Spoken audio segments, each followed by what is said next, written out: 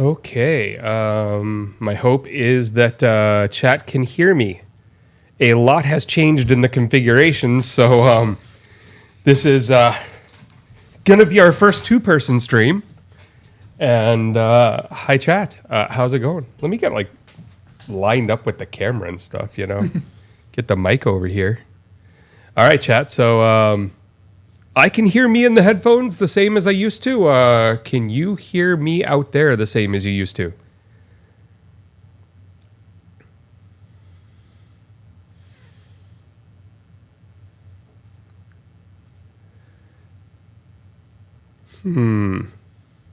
Okay. There you go.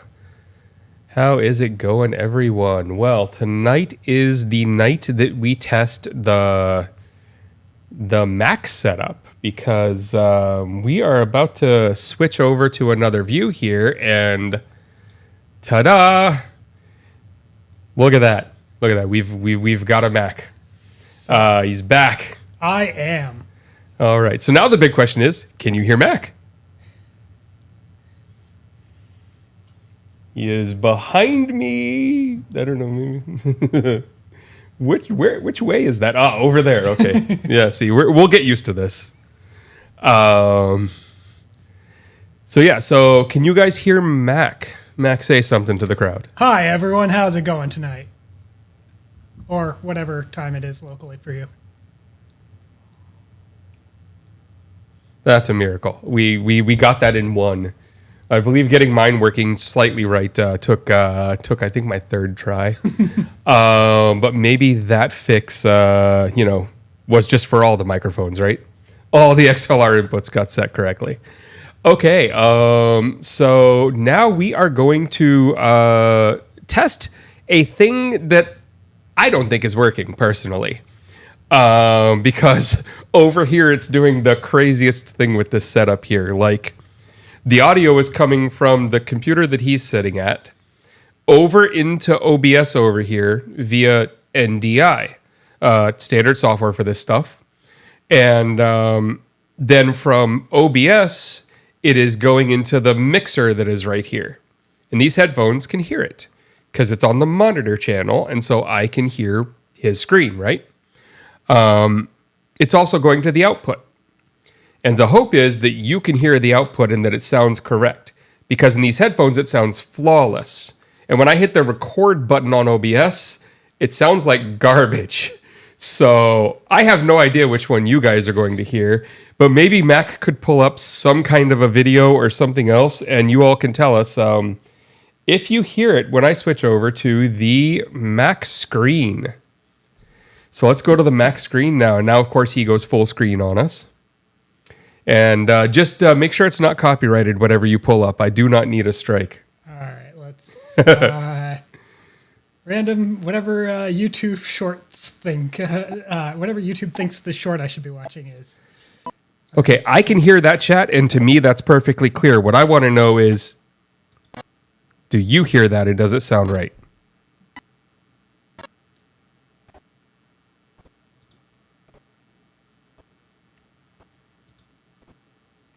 I've lost it. Did you stop it? No, but it does seem to have cut out the sound. So maybe this short just didn't have much in the way of audio there. Let me try whatever their second suggestion is. All right.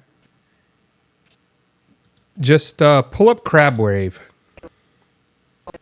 That's a good suggestion.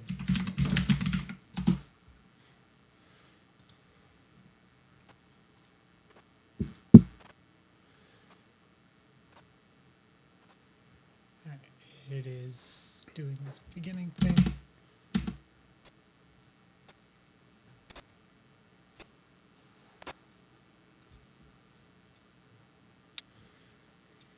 All right, it is on the audio part.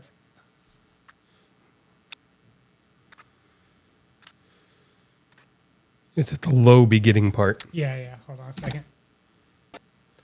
All right, so chat, the question is, can you hear the song that's playing from Mac's computer or not? And you can switch to your screen if you want, so they can kind of see the video. So test that out. Where's my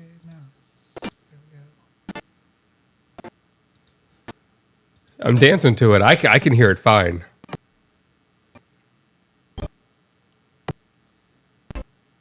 How about now? Anything, chat?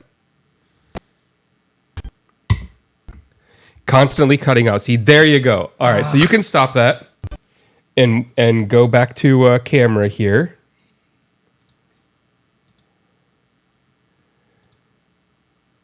And then there we go. All right, so I don't have any idea what's going on. And it is confusing the ever-living fuck out of me all day long. I have been fighting to, one, get the webcam from that machine over here to this machine, which turns out to be a lot harder than you would think it should be. The microphone and the headphones are just hardwired XLR and TRS cable up over the ceiling there and then down into the mixer. So we're fine with that. But the webcam is plugged into the MacBook that he's sitting at. And that's been fun today. It has turned out that I've had to take the webcam and use webcam software, the kind of webcam software that allows you to put the webcam up on your screen so you can see it. It is literally called Camera Window. But then I found through the 3 or 4 that I tried, all of them have to have focus or they stop updating the window. So like if you let another window get on top of them, they stop updating the camera, right? So that wouldn't have worked for him using the machine. Luckily, in a drawer over here, I had one of those little HDMI plugs that doesn't go anywhere, that you plug into the HDMI port and it gives you a fake virtual monitor. So that MacBook thinks it's got a 40-inch 4K monitor next to it, which is not there because it's just this little stubby thing stuck in the HDMI port. And then the camera window is over on that and full screened. And that way nothing's getting in the way of it. And turns out that works just fine because you can see Mac right there next to me. He is on that side. There. So that works. That works for me because he's actually sitting over there too. So that's going to be really easy. Wow. That was hard last time. When we used to do this, I used to have trouble doing this, trying to find you. So the sound is the weird one here. I just don't know what to do about that. I'm confused as hell. I'm going to have to play around a little more with the mixer, some of the settings. I think, in talking to my wife about this, because she had some trouble with her stream, she thinks there's some ducking going on or maybe some like mix minus stuff going on where the mixer itself is trying to remove that sound out because it already hears it in one of the other places coming from one of the other various connections. So I'm just going to have to figure out the routing and make it where his screen comes. I don't know that we're going to need his screen to make much noise that often. Like, I doubt he's going to be randomly just throwing up YouTubes on us. And if there are videos that are online, we can show them from mine, which is a direct connection. So it's going to be better audio anyways than going over NDI across the network. But we are here tonight to kind of, get back in the swing of things. One, just kind of get Max set up, get him situated. You can see him there on the screen. We got him, actually centered. I got some of the, OBS is over here for me. So, that's why I keep looking over here. So we got it set up where he's now centered on the screen, right? Where I think we're not laggy to each other. The local network now is 10 gig. So me, the OBS machine, the rest of the network, my file server, all that's all 10 gig, all with Cat 8. But the MacBook doesn't have 10 gig, and to get the MacBook up to 10 gig is like $200 to $300 for a Thunderbolt 3 10 gig Ethernet adapter. Or I could grab a $20 2.5 gig adapter. So I grabbed the $20 2.5 gig adapter, and it seems to be running fine. I don't think we're having any major problems. When I look over here, I'm looking to kind of gauge what it looks like for him. I think the quality of that camera actually came out really nice too, because that is a 1080p 60 camera, and getting it across that network was fun. Okay, chat. So it sounds like things are actually working the way they're supposed to. Mostly. I was eating dinner there. I've been on like 3 long Zoom calls today, and I don't know how much longer I have in me, just to be fair. My voice is already like feeling crackly, and we just went live. Yeah, good times. Let's go over there. All right. So here we are. We are live. Chat. You have helped with all of my streams. You have helped with this one. I think the setup is like 90% complete. I'm happy with things. I'm pretty happy with the lighting. But I do think I should be a little brighter. I don't know. What do you think, Chad? Is that a little better? Feels a little better on my end.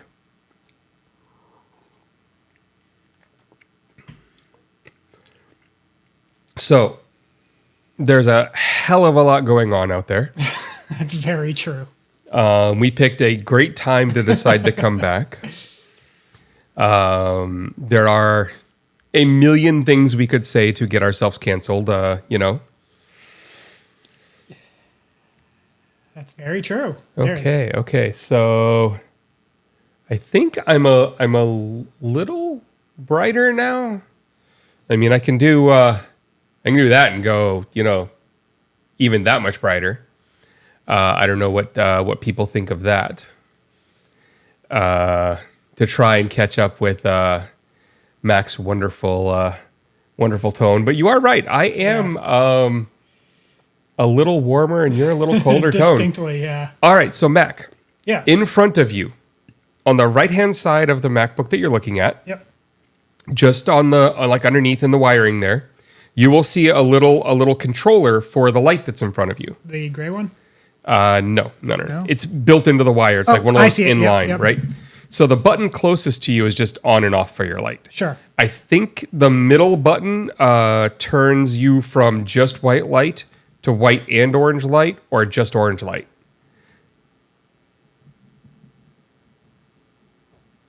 And then the other two buttons raise and lower it. I'm looking at OBS here too to try and see what we see. It's definitely warmer. Let's see what happens if you go even warmer. Now you look a lot closer to me. Little closer right there. Is that it, guys? Is that the thing where we're kind of a little more in sync? Yeah, that's probably the closest we're gonna get, I think. What do you think? They say that's the one, starting to be in sync. Okay. Cool. All right. See, this is these early streams are necessary to get all this stuff done. So I had an interesting Zoom call the day before yesterday with a group called Pal Action US on Twitter. They are an offshoot of Palestine Action UK. And there's kind of an onboarding call, like they're trying to do the US version of this thing, right? And I thought there was one funny thing that I thought they got just lucky on Twitter at one point. Where, when Twitter these days on the notifications, I'm not calling it X, when Twitter does the thing where you get one of those purple notifications because you don't follow this fool and they just think somehow they should have notified you about it. Palestinian Action, the pro-Gaza, Palestinian group, got one of those to like half the damn platform. And so, boom, all of a sudden there's like just, wow, a ton of people looking into things. So when they had the kind of onboarding to see what they wanted to do a couple days ago here in the US, there were 384 of us on the Zoom call. I just thought it was interesting that they got that little bump there. That was nice, because I highly doubt Elon wanted that bump to happen. No, that seems unlikely. But so that is interesting. I'm kind of following along with what's going on there because the idea is to shut down initially Elbit, the weapons manufacturer that sends like 85% of their goods, I think is what they said on the call, to Israel, including like most of the drones they get. And they've got buildings and factories and offices all over the world. The ones in the UK are the ones they were first going after. They've actually gotten one of them shut down. Whole building just shut down. Here in the U.S., the first one they want to go after is actually in Cambridge, Mass. So right down the street from us. So I thought that was interesting, and I want to see what the tactics are, and maybe join into some direct actions. I do have to wait until after November 27th because I do have an open case right now for one of my Extinction Rebellion arrests. And if you get arrested multiple times in the same state, that does not matter. You can have up to like 3 open, and usually because they're little simple things from, protest events, the courts aren't, calling up the other courts to find more cases open. But if you get arrested and show up in front of the same judge who said, don't get arrested for a month and I'll drop this, they seem to get angry about that. So I'm just going to attempt not to end up in the same courtrooms too often, but instead kind of distribute the courtrooms I end up in, And so we'll have to see whether I can take part in any of the early events that they throw or whether I have to wait till after November before I start joining in. But yeah, that is an interesting one. They did it really interesting way too, because they had a very open call, and then hundreds of people showed up. They said hi to all the cops who were in the room. Who knows how many were there, right? Because people in chat were like, "Why are you doing this on Zoom? And why is it so public?" But they ended it with the reason that this was okay, because one, a few of them they already have arrests. And so they don't really care about, the knowledge that they might get more, right? Of course, the cops think they're going to get more. But they put out a form to fill out for vetting. They required you to name some other well-known activist in town who could vouch for you that they could easily Google and figure out. And so I reached out to, one of my friends yesterday and, made sure before I put him on the form, because that's rude. And then, I signed up for the thing, so we'll see how that goes. But the form, the vetting was like 5 questions about how you heard about them, who you are, who can vouch for you, and, what you've done, like indirect action. They want to make sure that the people showing up are, the type who are willing to do direct action, civil disobedience, NVDA, whatever. So that's how they're kind of getting around it. They're going to personally vet everyone who filled out that form. That's a lot of work. I don't think they're planning on any action happening tomorrow with that amount of work that they just gave themselves. That does not seem likely.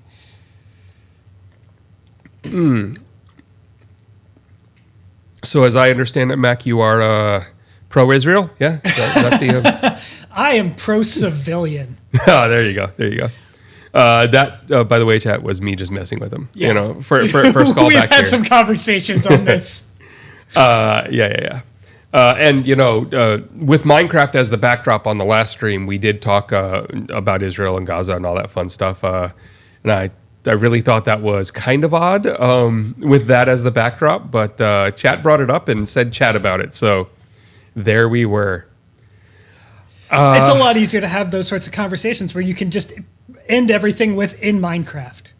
Actually, yeah, we did kind of pull that off, right? I meant that in Minecraft.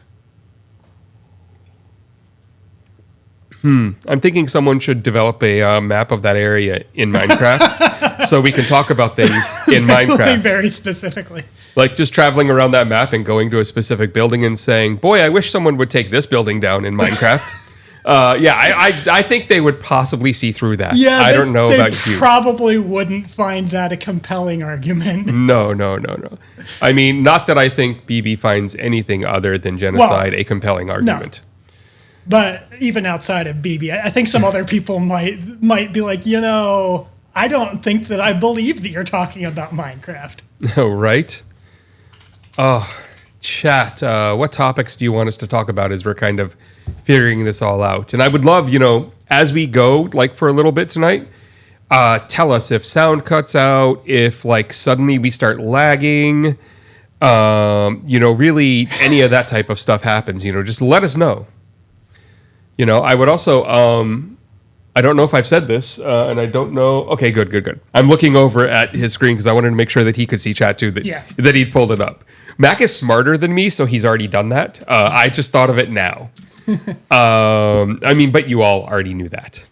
It's one of those things. So I've had a bunch of activist-related meetings today, and my voice is it is fried.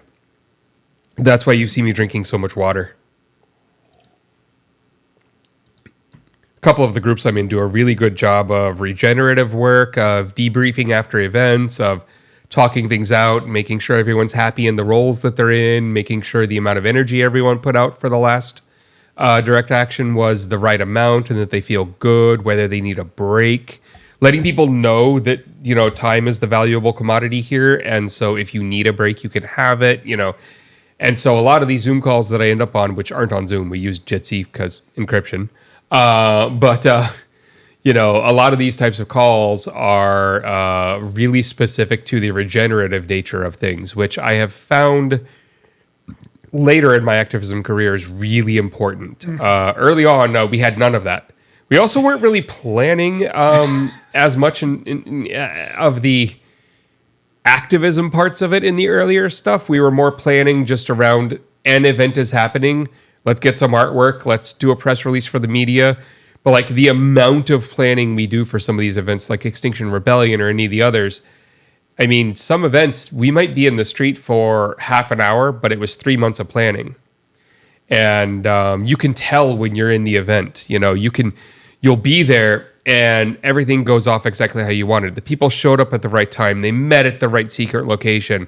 They got out into the street. The banner unfurled right when we got out there. The legal observers from the National Lawyers Guild were there to watch our interactions with the public and the cops and take notes. So we made sure to have all of the truth, written down by third-party observers, And when the arrest happens, only the people who wanted to be arrested get arrested. And the orange and green rolls, the people who are hoping not to be arrested, aren't. And that afterward, you'll see jail support where when you get out of jail, there's people there. They've got snacks for you, water for you. They are ready to cover bail if you didn't have bail money. They're in the court when the judge is, telling you what's going on with the charges. And your lawyer from the NLG is there to represent you that day and ready for it. And you've already talked to them before the event. You start to notice the amount of stuff that actually has to get done for these events. And I'm so thankful to be around a lot of activists now who put in that amount of effort. Because the last few times I've been arrested, I knew putting my hands behind my back and getting the zip ties on that I'd be out that day, that my lawyer was already on their way to the courthouse to get things set up, that whatever jail I was going to, there were going to be 10 people waiting outside, possibly chanting through the window so I could hear it, and holding up signs and all that. And they'd have whatever snack that they asked me for. So beforehand, they do an intake thing, and they say, if you're planning on getting arrested today, tell us what snack you want. And for the last one, I literally just thought, the way I'm going to be hungry that day, I probably want a quick boost of energy when I get out of jail because I'm just going to need it. So instead of the normal stuff like they usually bring people, like an apple or something, bring me a Snickers bar. And I got out and there was a king-size Snickers bar waiting for me. Just that level of detail down to that level is really noticeable in these types of events. So I've been really happy with these people. But it also means on days like today, I might do 3 different calls with 3 different subgroups that last 4 hours before it's time to then stream and talk again. I'm going to have to learn how to deal with that and how to practice my voice a little more since I haven't been talking for so long. And of course, as Mac and everyone else knows, since I've done this much lung damage and damage to my throat and everything else in the last year and a half of being sick. We'll see how it goes. I doubt my chat are going to be the people who are going to be judging me as my voice changes throughout one of these nights as it gets raspier and raspier, because it's going to do a lot more than that than it used to. Hey, Ruby, Doxy, Seagulls Podcast, Budo Vassar, everybody else in chat. Look at that. Thanks, Tucking Vipos, for the gifted. Yeah, definitely. Absolutely. I need the water. Because I had no clue how these various scenes were going to work, and I had no OBS actually configured until, honestly, a couple hours ago, because I was fighting with devices and getting them across to OBS. I didn't push this one out on all of my socials. I'm starting to warm them back up again, and by that I mean I actually tweeted out a couple things for the first time in years, I think. Totally judging me, definitely. So I'm going to start using all my socials again over the next week probably, and slowly kind of getting that flowing again. And then the next one of these we do, I'll actually be posting to all of my socials, going live tonight with what we're doing, what we're going to be talking about, all the stuff we used to do. And then I can hope for us to start actually building up, getting the viewership back here. And it's just nice to see all the various pieces of it working again. I had to reset up a lot of the pieces. Like if you look in chat, the little G's next to the names are, your sub badges and all that. And you can see Doxy's moderator status and all that. And all these little pieces of the puzzle that I had to make sure I reconnected. Because during this downtime, I lost partner. We lost partner, I guess, because you were a big part of us having partner there, Mac. But that's just, down to not streaming and they take it away. Yeah. So we're going to have to get that back. We're going to have to work to that one. It's all about those watch hours. It's all about the average viewer size. So we're going to work through that. I don't want to set myself up for any failure. So I don't want to make promises about like the tomorrow VOD, any edits to any shorts that I might put out, things like that to the public yet. I want to get used to the workflow and kind of feel out what I can deliver and, what other people around are able to help with as we grow this thing. Yes, new Nick, no badges. But yeah. So I think my goal is to try next day to get the VOD up on YouTube. And then to try over the next few days to pull out a few shorts from it, things that, we've said that might work as, a 60-second clip. Getting that up on YouTube, up on Instagram, and up on TikTok. But the next thing that I'm going to need, I think, Mac's help on a lot next time he's here, and possibly like we don't stream for a couple hours and then we go live, is we are going to try the new multi-streaming thing that Twitch is allowing in their always under-delivering fashion. They have changed at TwitchCon, announced earlier this week, the multi-streaming rules. So they went from you can never multi-stream last year to you can multi-stream if it's to mobile-first platforms, meaning you could be live on Twitch and live on TikTok at the same time. OBS is not really built in a way where that's easy to do. You can't select like a different stream or a different scene to go to each. So your vertical scene and your horizontal scene. So that's a little tough, a little tricky. I'm going to play with that. But there is a plugin for OBS that allows me to send RTMP streams out to as many as I want instead of using Restream.io, which is expensive for my current budget. So I'm going to play with that and see if we can get that going, because now you can live stream to as many platforms as you want. Doesn't matter the format. I can be live on Twitch, YouTube, Kick, literally anything I want at the same time. Here's the thing they fucked up on purpose. I can't, as you can see up on, there we go, chat right there. Chat is right there above my head. I cannot merge all the chats into one. So I can't have like the YouTube chat, the Twitch chat, and any other chat going right there all at the same time. That's their rule. You're only allowed to have the Twitch chat on stream because they don't want you driving people away to the other platforms, it seems. That's the thing they've nerfed. That's the L in this take. The other L in this take is they don't want you showing alerts from the other platforms. So if a new member shows up on YouTube, you can't have that show on Twitch. And there's no real plugin for OBS that I can find that allows you to say, this scene is going out currently live to YouTube and this scene is currently going to Twitch.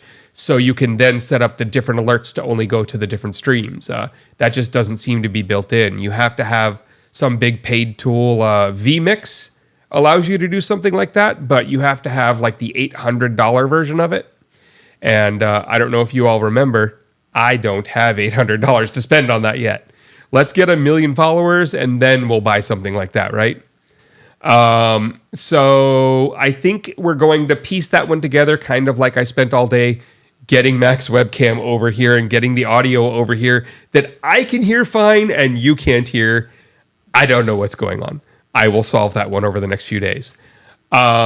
Getting his screen over here also was a fun task involving these neat little things that I explained earlier with the extra screens that are just off to the side that are totally fake. I don't know if you people have ever seen any of these, but I will show you one. I have it somewhere over here. Don't I? Where did they go? I swear I just did that there.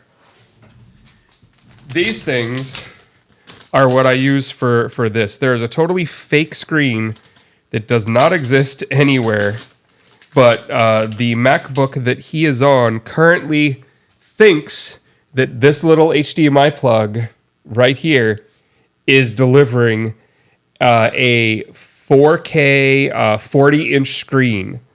So it just plugs right in, and then when you go into the settings on your computer, it sees a second monitor, and you can send windows over to that monitor. And so right now, that's like how the webcam is working, because it's over on that monitor, so it never hides and stops updating and all that. But these little things are amazing, and literally they're like $10.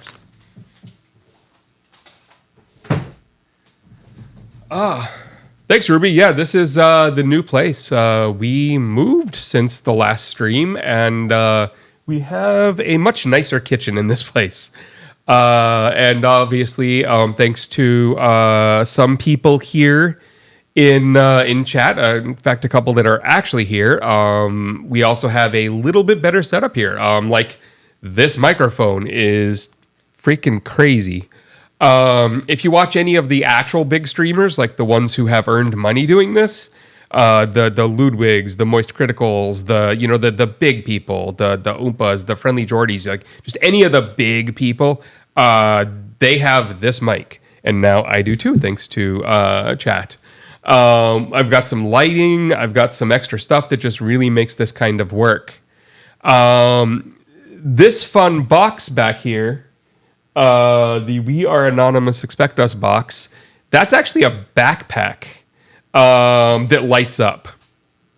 And one of the Anons way back, one of the ones that joined us during Chanology and was doing a lot of work, who's really handy, does machine work, woodwork, all that for a living, like literally has developed some of the stage work and some of the set work for every one of the Super Bowls as long as I've known him. So when you see like, CBS or Fox or whatever with like the set for the thing where all the sportscasters are sitting at it, and it's got like the nice top and the lights behind it, like he built that, and he's there standing on the sidelines in case the thing falls apart when they bring it out for like like halftime or something, which it wouldn't because he does great work. He built that for us and used to walk around at our protests with that big heavy backpack on. It died some time ago, so I spent actually this morning putting new LED lights in it and a new lantern battery, which is actually what it uses. That one lasted like 9 years. It was crazy how long the one that was in there lasted. And then lighting it back up. So now we've got our lit up anonymous backpack again. So that's kind of cool. I need to get that better in frame, don't I? Yeah, it's a little bit off. It's a little out of off. frame. All right, chat, let's look at this.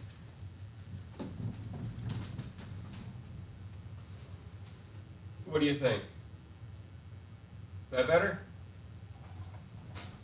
Did I bring it in? Yeah. There we go. Yeah, there we go. Let's go like that. Yeah, for reference, I'll actually show you guys. This thing is this big. And it is a backpack. It actually has the straps. You can put this thing on, and you can see it not lit up and lit up.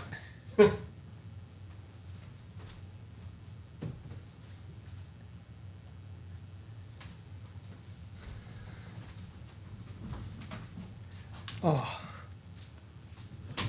Yeah, that thing is amazing. Chris did really good work designing that. Not the most comfortable backpack, though.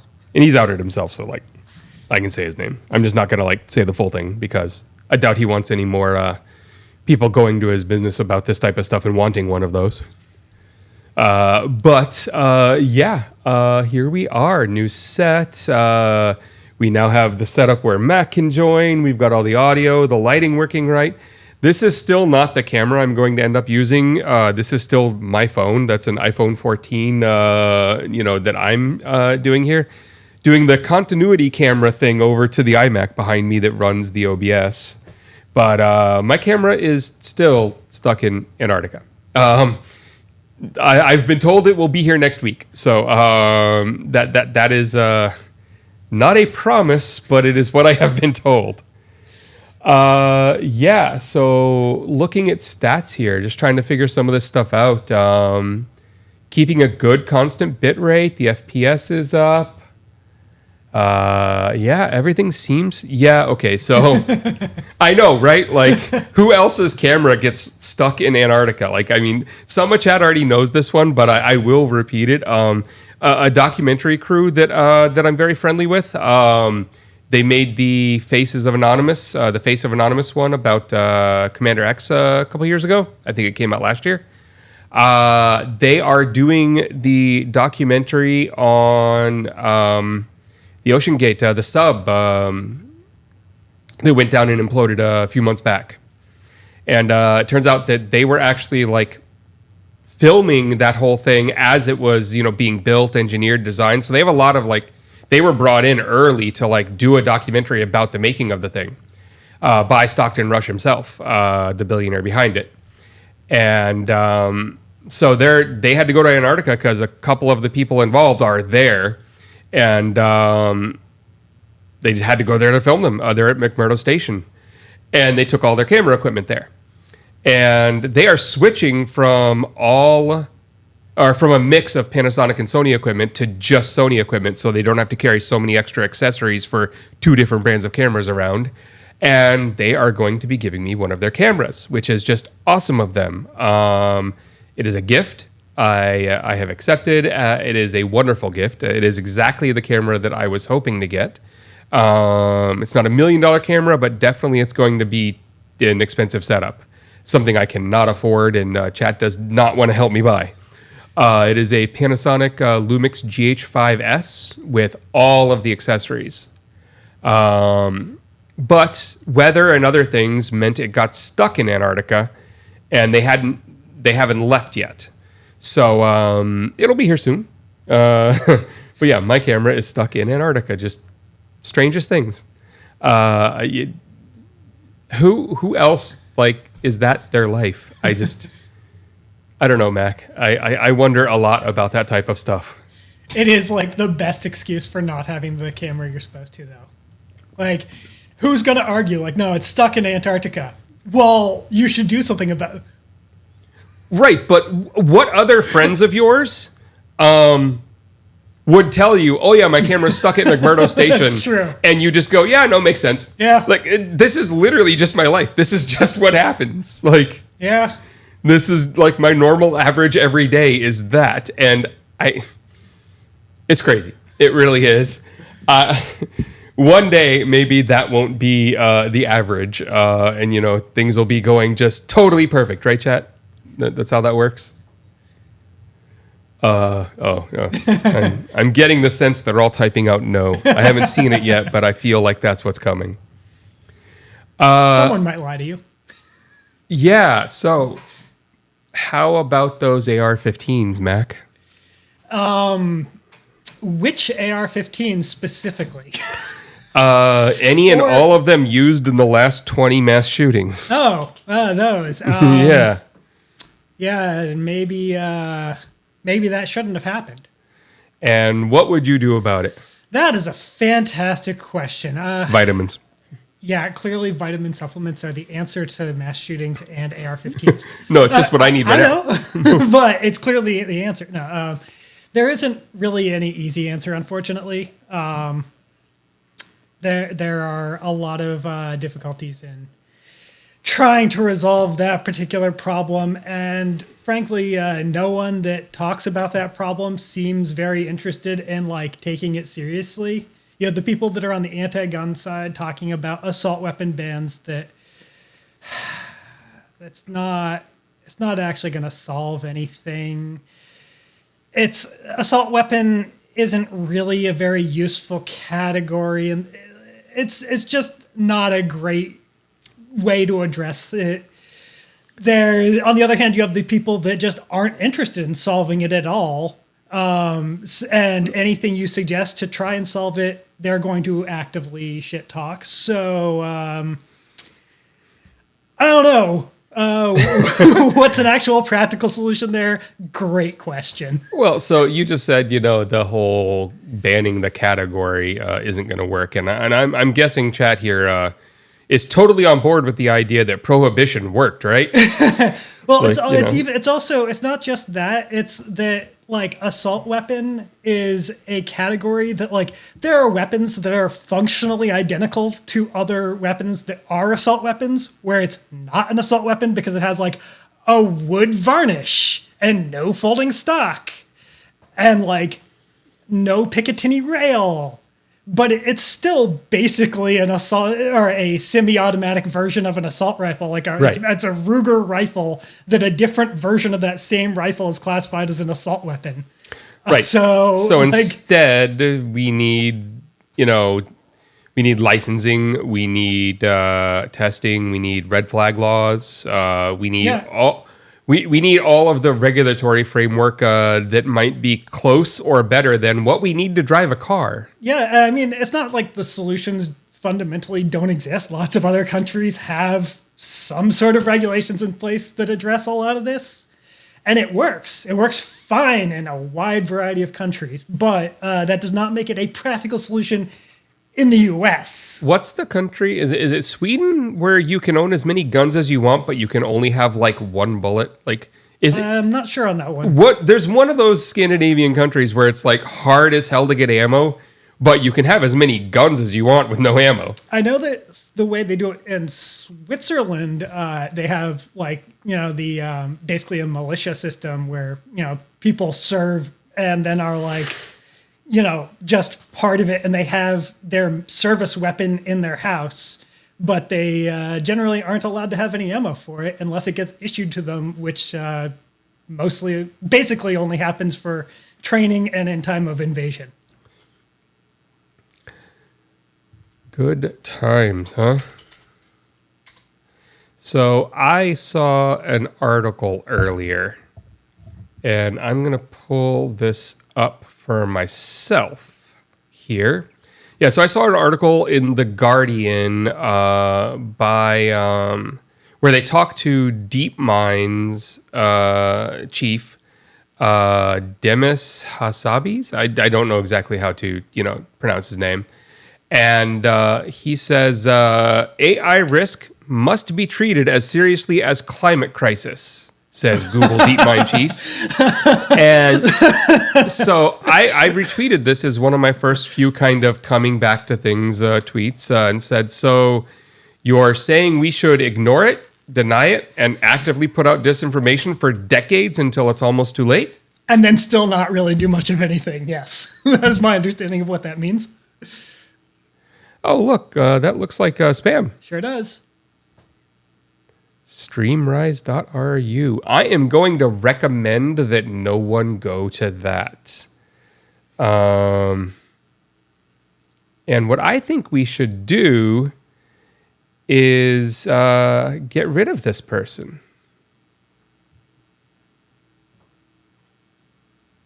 Ta-da! Look at that. We actually... Wow, it's a miracle. We have 2 mods in chat out of like 20 viewers. That's crazy.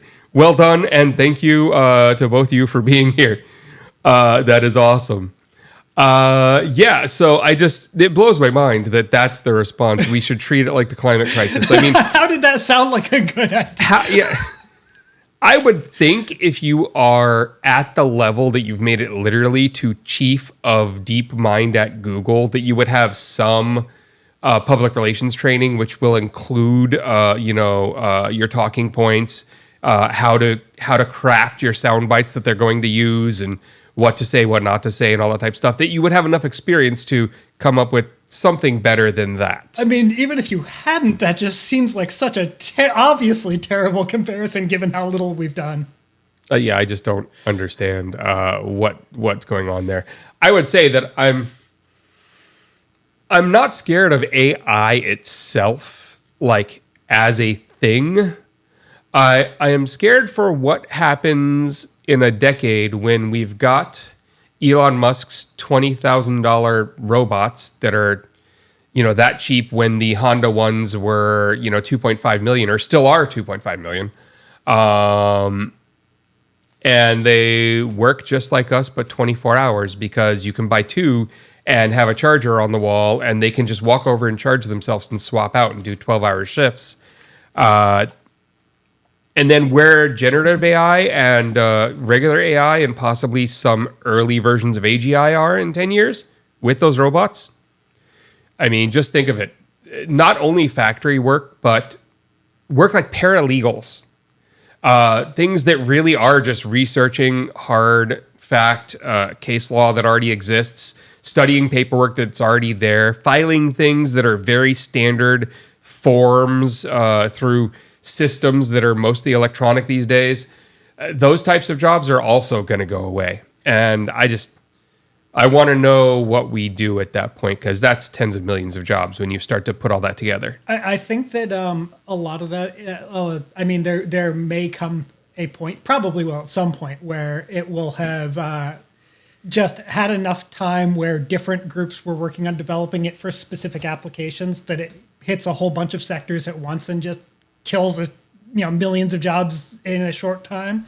But I think for the most part, it's probably likely, at least for a while, to be a bit slower. It may impact an industry here, an industry there. A lot of it will be used for probably multiplication of productivity. Have one person that is actually competent in the field, and they work with a bunch of AI to do 5 times as much work.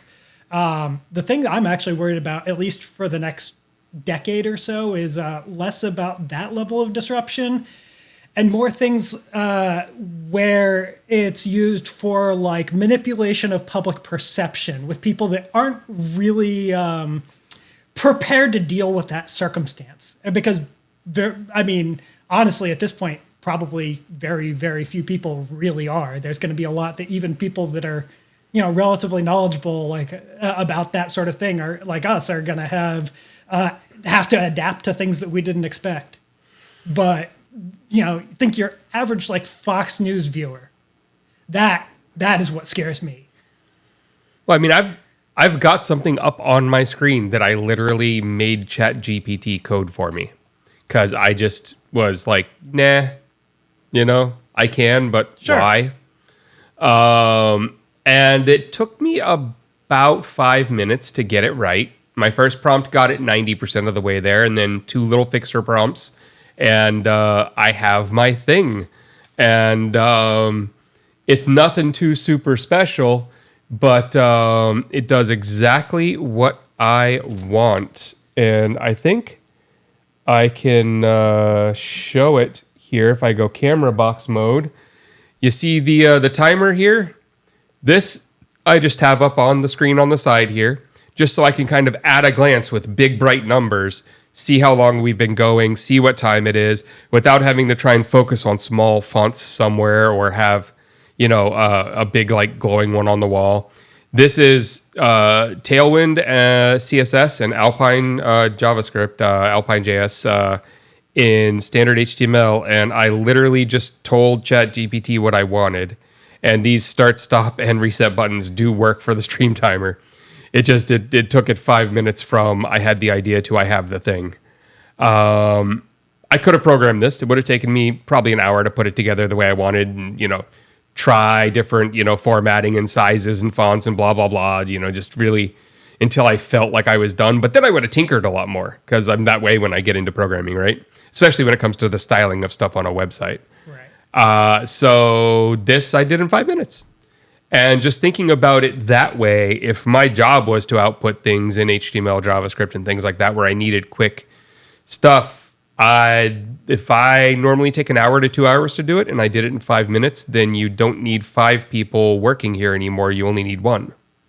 And that's 4 employees that aren't working anymore. It's kind of how I thought about it once I was done generating this. That is certainly true. Although often when businesses get productivity multipliers like that, they will. There are certainly cases where they'll just cut a bunch of employees. But there's also a lot of cases where that will mean that they're like, oh, now we have some time that we can have that employee working on other things. So while it will impact jobs, it won't be like a one-to-one sort of thing. I can agree with that, definitely. I mean, I just, at that point, then, if you've got the productivity that far up, then you need more clients. You need more work for them to be doing. You might need more project management going on. So I could see some of those people, if they have the skills or if the company they work for can afford to, spend the time cross-training them, maybe putting them over into those spaces.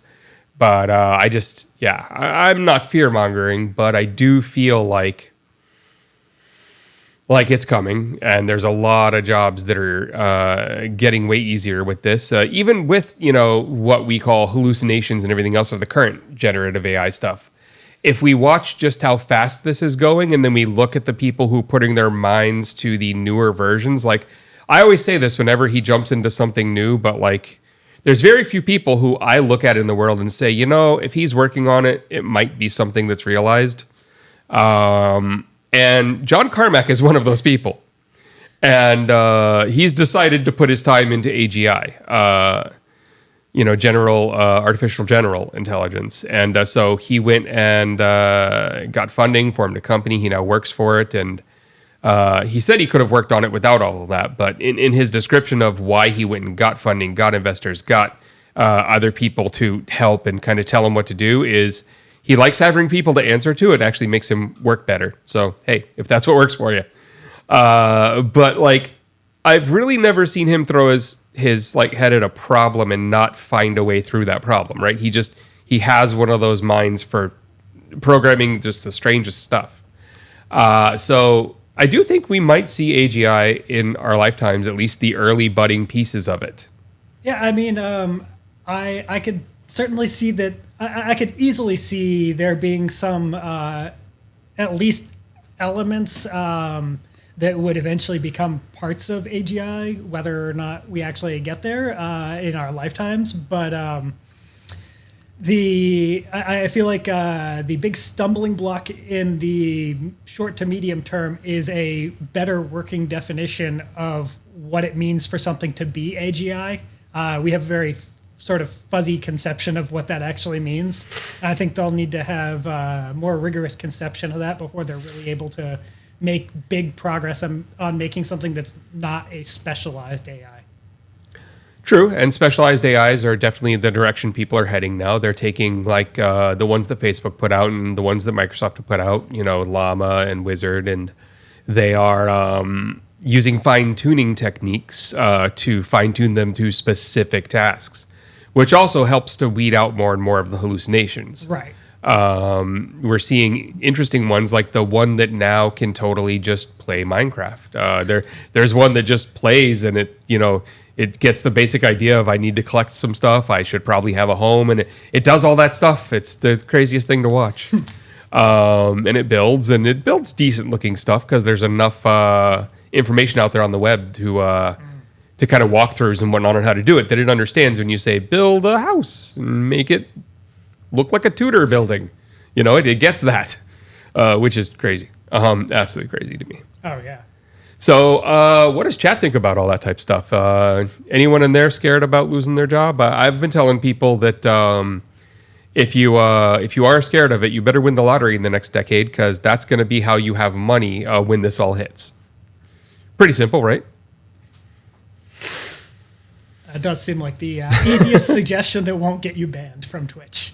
Yes, that is one of the goals here, not getting banned. So we will not be We will not be streaming while driving. That's another one of those you get banned.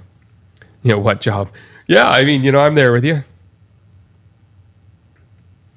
Cool. Yeah. I mean, some of us are going to feel that way about it. And, I do. I'm using it where I need it. It's helping me to write initial outlines for things. It's helping me to give lists. I'm definitely going to write a very specific prompt, and I'm going to fine tune for a little bit that helps me come up with stream ideas.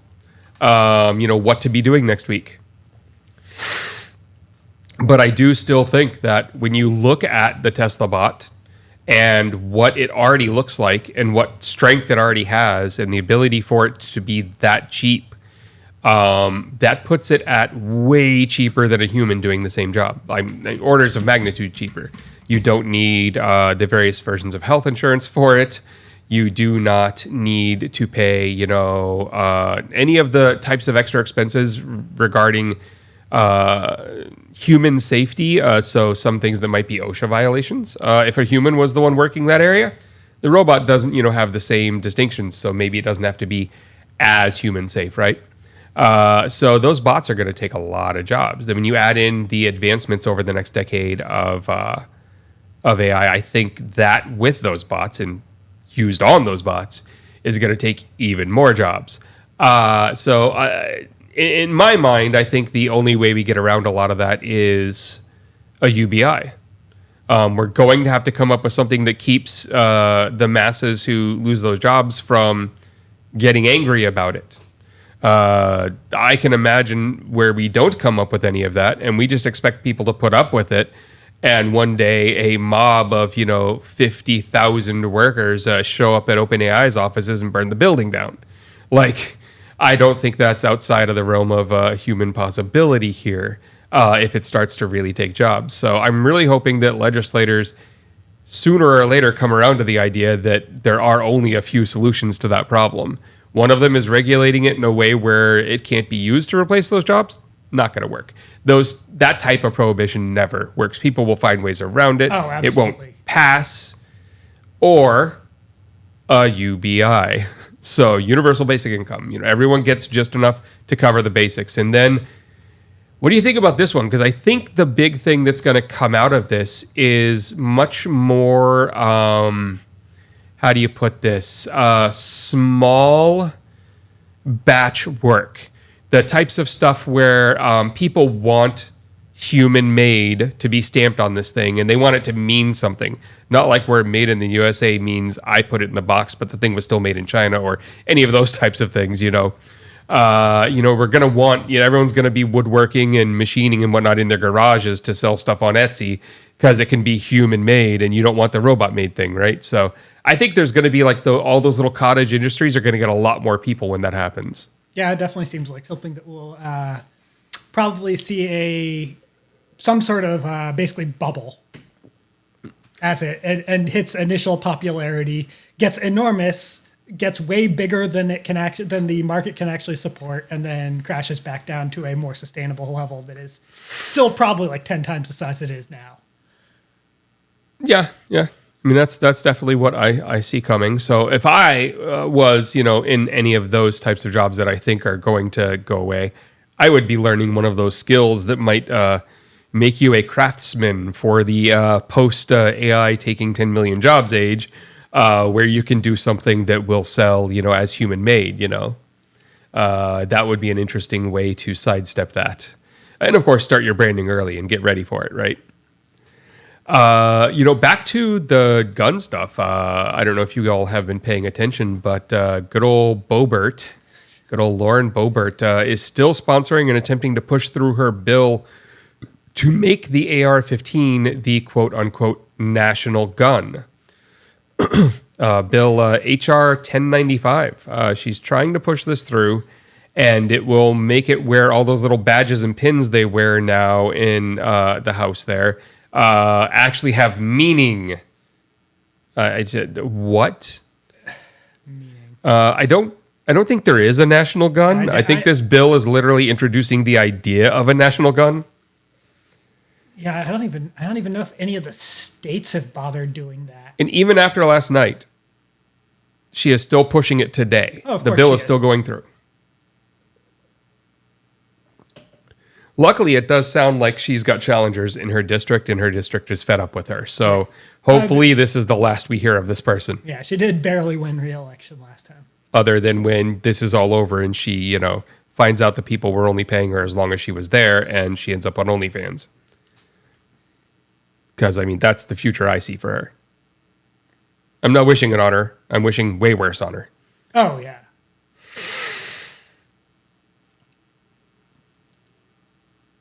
Yeah, if they were going to do a national gun in 1911, probably would be a better argument there. I know, right? Like, seriously. It's been in use for like a century, 130 years roughly now, so... Oh, God. Wow.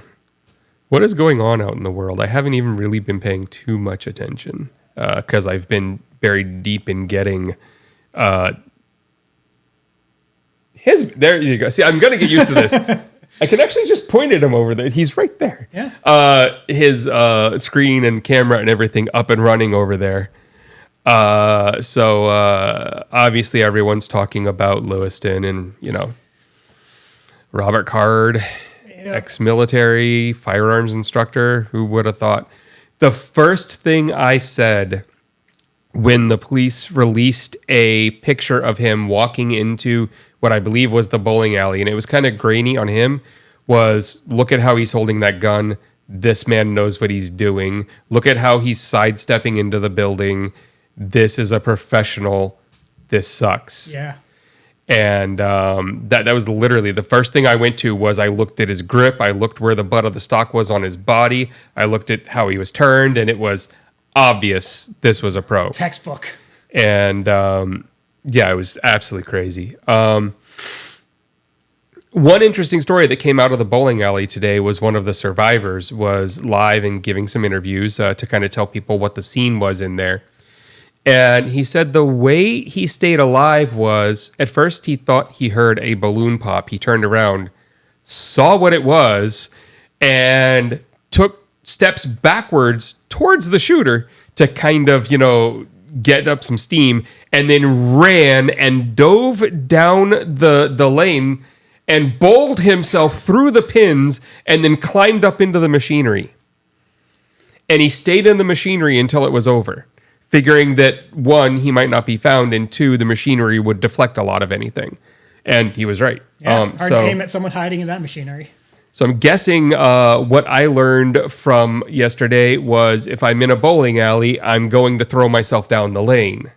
That is good knowledge to have, situational awareness. And, really, who hasn't been at a bowling alley and been tempted to do that anyway?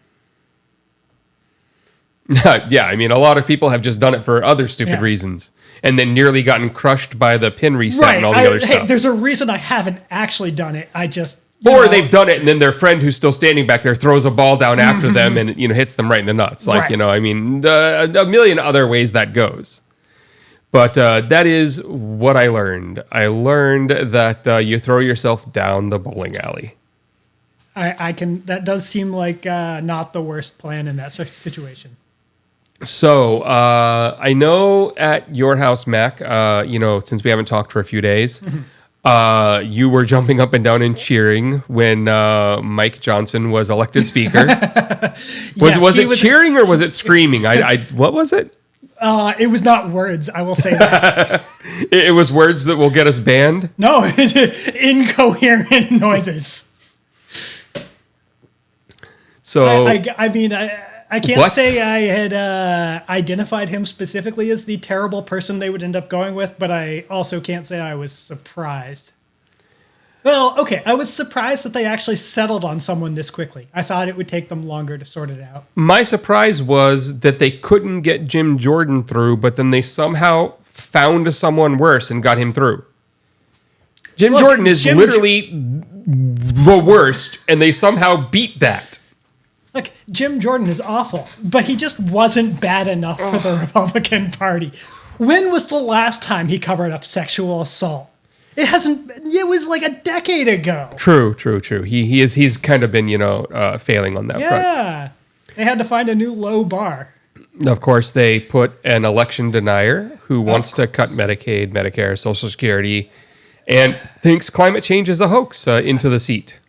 I mean, who was the Republican they could have chosen that wouldn't meet all of those criteria?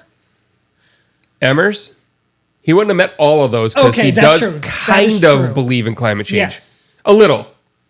Not entirely. Not like enough to actually do anything meaningful. He hasn't decided that we need to take action, but he thinks it might not be a hoax. Right. And I mean, that's the best we can ask for from them.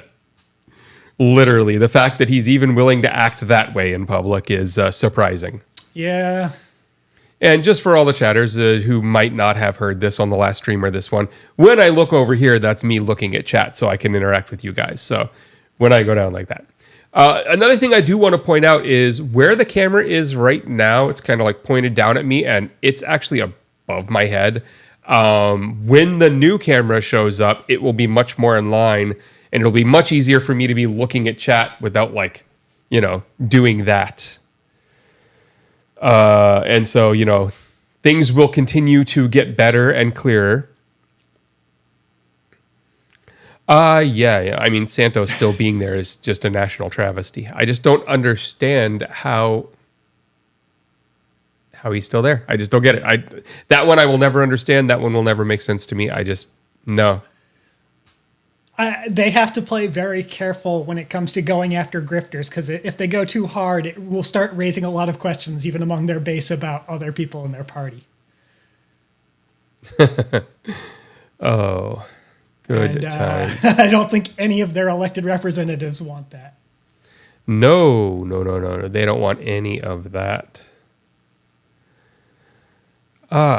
So what does chat want to talk about as we just figure all these things out? As you can see, I'm still kind of moving things around, getting a feel for stuff. I'm still kind of using this stream as another one of the setup streams now that we've got Mac in here. And that's awesome. I don't think... Have we settled on Thursdays is going to be the thing, or? I think probably Thursdays, yes. Okay, so, and we're thinking once a week? Yeah, maybe some occasional stuff some other day. I don't know. So there you are, chat. We do Thursdays regularly. Mac has absolutely promised once a week, every Thursday from now on. That is definitely what I said. He did it live on chat. You all heard. No, yeah, I do think the average here is going to be Max joining us on Thursdays. Now that he's not here every day before we stream anyways, it makes it a little hard for us to do 3 or 4 or even 5 times a week with Mac thing. He like has a normal job and gets paid to do it. It's the weirdest thing. It really is. It's just, what is going on? I will say this though, and this came to me, and this, take this how you will, Mac, but I was watching college football because everyone knows I do all the sports. And they talked about Ivy League schools and, their current records for some reason. They were just like, they brought it up as, how are the Ivy Leaguers doing this year? And for some reason, they showed Penn State. or they UPenn. Oh, okay, yeah, that makes more sense. And I had to remember, wait, no, Penn is actually Ivy League. Why is Penn Ivy League? What? and it just for a second there, like, because you always think Yale, Harvard, Princeton, like there's the 4 or 5 that you just always go to, Stanford, right? Yeah. And I, for some reason, and I can't actually place it because it's not like it's Pennsylvania's fault or anything like that. No. I just never think Penn when I think Ivy League. But they said it, and I was like, is Penn Ivy? Oh, it is. Yeah. No, there's a few that are the ones that like people think of, and then there's the few that everyone's like, wait, Cornell is an Ivy League? Now, which school did you go to? I went to Penn State. I see. There you go. The other one. The Ivy League. Yes. If this was Ohio, you would have gone to the Penn State. Yes. Good times. Today is one day since Musk took over Twitter. Well, then. That has been unbelievably terrible. Yeah. I've been trying to use the site for the last few days and just kind of getting used to it again. And what is going on, man? My notifications are not my notifications. Nobody with a verified badge seems worth listening to. Oh no. Except for like the couple people that I knew beforehand, like were verified. I think because of how they're restricting everyone's shit, I might need to be verified in order for like my stream notifications and shit to go to everyone and actually pop up as a notification. So I might end up with one of those stupid blue check marks again, not because I want the damn thing or because I want to pay for the thing, but because I would like to grow the stream. And I do still have like 113,000 followers on there, even though I haven't tweeted in, years or whatever, right? And I feel like I'm definitely going to get judged when that thing reappears. I feel like everyone in chat and everyone on there are going to be like, why did you do that? And that's why. Because it looks like when I start sending this stuff out, it's not going to get the reach I need without it. So when I've looked at other streamers and whatnot, even the ones that said they really don't want the damn thing, they've all gotten it because they need it in order to grow their damn streams. I hate that idea. I'm still fighting it. I haven't done it yet, but I think it might be necessary. So if it happens, chat, please be a little nice about it, but also give me the shit that I deserve for giving that man money. I hate it. I hate it. I hate it. Yeah. I can't call it anything else but Twitter. That's what it is. It's what it's always been. I am impressed that he managed to somehow make the name Twitter worse. Yeah, right. Oh my God. The story of him and X and trying to make every company he's at named X and try and use that domain and then clawing it back from PayPal when he wanted to use it for this, just ugh. Ugh. Even worse, the X of all things. Not only is it the edgy 14-year-old name for things, but then who isn't just going to associate it with porn? Right? Literally. Damn it.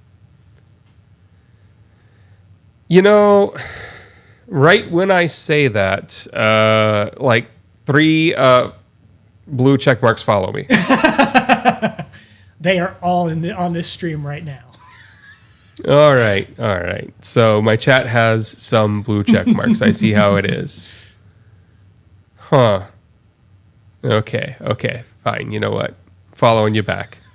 You don't have to admit it in chat, but there we are. Yeah, so what is actually going on in the world to talk about? What did Susan Collins do? Why is she trending again? Oh God, why is she trending again? What did she do this time? Oh, yeah. Okay, great. Yeah. Yeah, Susan Collins voted no on both background checks at gun shows and banning high-capacity magazines of over 10 bullets. Of course she did. In Maine, it's harder to get some cold medicines than it is to get an AR-15, thanks to weak-ass senators like Susan Collins, and so on and so on and so on. I mean, we can always expect her to just be horrible. But yeah. She is definitely big on the thoughts and prayers. Mm-hmm. I'm just surprised that that's enough to get her trending, even with last night. Just crazy. Yeah, I guess I can see why it would happen with, an actual Maine senator saying it or voting that way.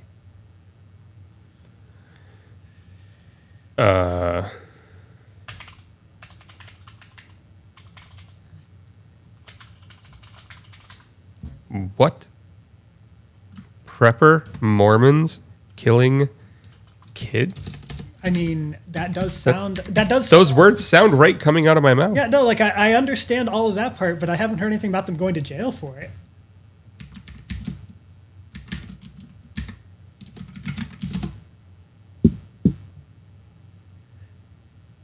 Huh. This is the old stuff, but they're just now going to jail. You're talking about the Lori Vallow stuff, right? Oh, yeah. That's probably what it is. I did hear about that.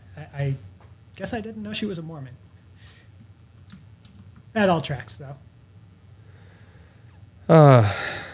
Yay, cults. Mm-hmm. Yeah, of course, yeah, Ruby Frank. Yeah, I mean, what the hell, right? I am... Not a fan of religion, as in that last stream, I did explain to people. As a whole, I'm not a fan of the entire idea of it even existing. It leads to interesting conversations, especially at home where, I know people who do randomly go to church or go often or whatever, and I have lots of friends who go, and I've just chosen to shut up unless they bring it up or ask me about it.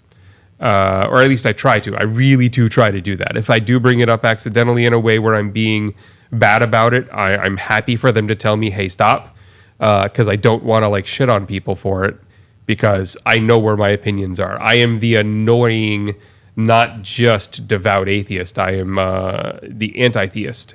Yeah, you are probably one of the only people I know that is more anti-religion than I am. Yeah, it should literally not have ever existed, and I'm mad to whatever humans first thought of it and told other humans about it. I want it, people say, go back in time, kill Hitler. I don't know what that does. I'm going much farther back, and the first people, I'm just gonna hang out too. I'm just gonna stay back there, and for 50 years or so, just everyone who even tries to be religious. And everyone now is going to hate me for saying that, but that's just, luckily it's never happening because I don't think time travel is possible. Even if it is, I do not think it would be that simple to get rid of religion. Right. That bush is just on fire. Exactly. Going back and exposing the grifters and shysters for what they are, for doing all that type of stuff, that seems like a better move. Yeah, it is generally a useful way of addressing individual ones, although it does have the problem that often it is very difficult to explain the grift in a way that their followers will actually understand that it is all a trick. Yep.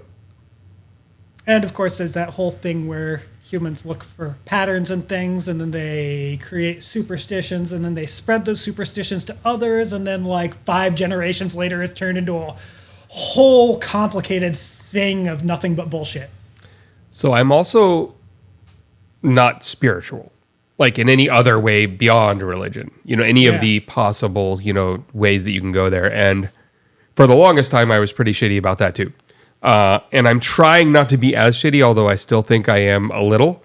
I try not to be too loud about it. I have been, I don't know how to say this, taught, had it explained to me in ways where I understand that some people get enough out of that it helps them through their days that, I shouldn't be too mad about that. And none of my actual complaints about religion have anything to do with spirituality. So, why am I angry over there, too? I just think they're too closely tied together in my head for me to really, disambiguate the problem. It's still, in the same space for me. But yeah, it is absolute crazy talk to me. All of it. Yeah. I am not going to argue that point because I am on board with that. Right? Yeah. No.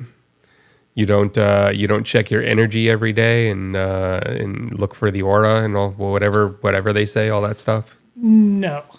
I did see auras one time while on LSD, but I was not foolish enough to confuse that for anything outside of my brain. Sneezed into existence. The whole thing with these crazy Mormon, especially streamers, who were doing the stuff where they, Frankie, where they were, strict parenting and teaching you how to strict parent, and, then the kids are found, tied up. I don't want to go hard on any one specific religion, as I think they're all bad. Just my personal opinion here, but there seems to be a lot more of that specific style of thing in Mormonism than in other stuff. Yeah. There's all kinds of things you can name almost on a per religion basis where you're and that one seems to happen more in this one. Mm-hmm. But when you talk about that that thing right there that we've been seeing lately with the children. It seems to be more average than not that's Mormons when you read about it. Yeah, there's definitely seems to be a lot of that in Mormonism and evangelical Christianity.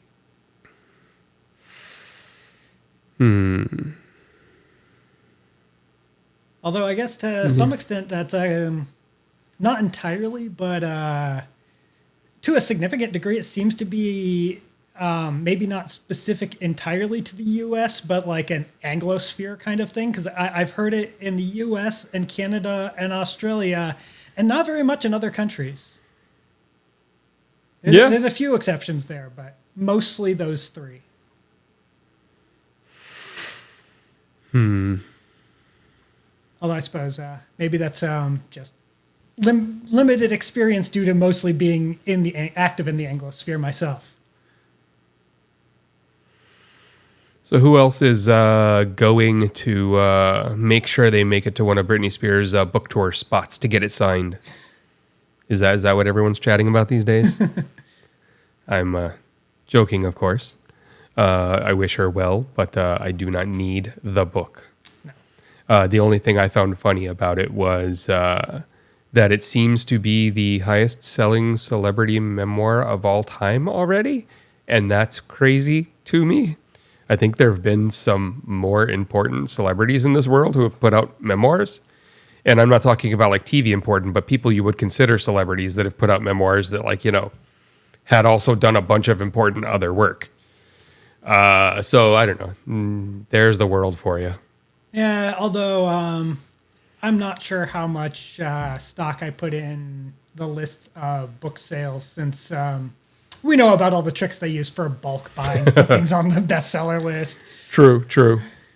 They do a lot of that. Good times. I watched a lot of the TwitchCon stuff this week. I'm trying to catch back up with what's kind of going on in streaming and what tools people are using and all that type stuff. And it's surprising how much hasn't changed and also how much has changed.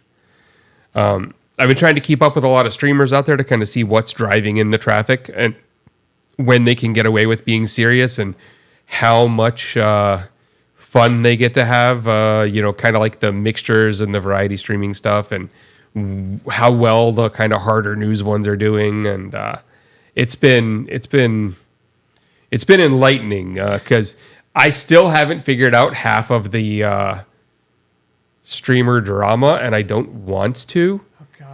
There's like all these streamers who hate each other, it seems. And I actually can't tell why or which one is possibly right or which one's chat is possibly right because it's just hate. So I've just been watching the streamer instead and trying to kind of get a feel for the flows of these things and, how it all works. It's all insane. I was trying to figure out... some like where the history of the actual drama between Hassan and Destiny comes from. And I don't know. And after starting down the rabbit hole, I got like 10 minutes in and was like, no, I don't need to know this. Thank you. I'm out. Good. So I think I'm going to kind of leave it there with all of that. Yeah. Every time I hear, I'm not going to name any names, but there's a bunch of streamers and the more I hear about them, the less I want to hear about them. All of them. Well, what I was trying to figure out is like, if there's running themes about what suddenly makes one streamer hated by all the other streamers, maybe there are things we can avoid as we start, down this path again. Are there certain just tropes that are standard along the lines of, well, that person's, been canceled by the community? Because one of the things I have noticed is the streamers who make it big, who aren't big yet in the last year, have all gotten kind of, that leg up by somehow tying into other already existing big streamers and maybe getting, initial streaming down and then somehow getting invited to one of their events or to multi-stream with a big one or getting a shout out by them. And that seems to be one of the ways to build your stream and kind of build the audience. And in doing so, I was then looking at all the various drama between all these people to try and figure out, well, what if I did end up, through all my connections out there, I can probably find a few of them. What if I did end up on one of their streams? Would that instantly mean these 50 others who I also want to be on their streams and talk to them say no now? Like, the only thing I figured out is don't go on Destiny's stream. I know that much so far. Yeah. I know not to. I actually have a friend who's friends with XQC. I found out. I don't want to go on any of XQC's streams simply because I can't understand a word that man says. So I don't actually like. I just don't understand at all. Like he talks so damn fast, and with that accent, it's crazy to me that he's the biggest streamer of all time. The guy has been the number one streamer for 5 years, and like by literal amount of stream viewer hours and by number of subs relative to stream view hours, has held the number one spot for 5 straight years now. And I think 90% of his chat don't actually understand the words he's saying. I really do. I that's an honest opinion. Like, it's the craziest thing.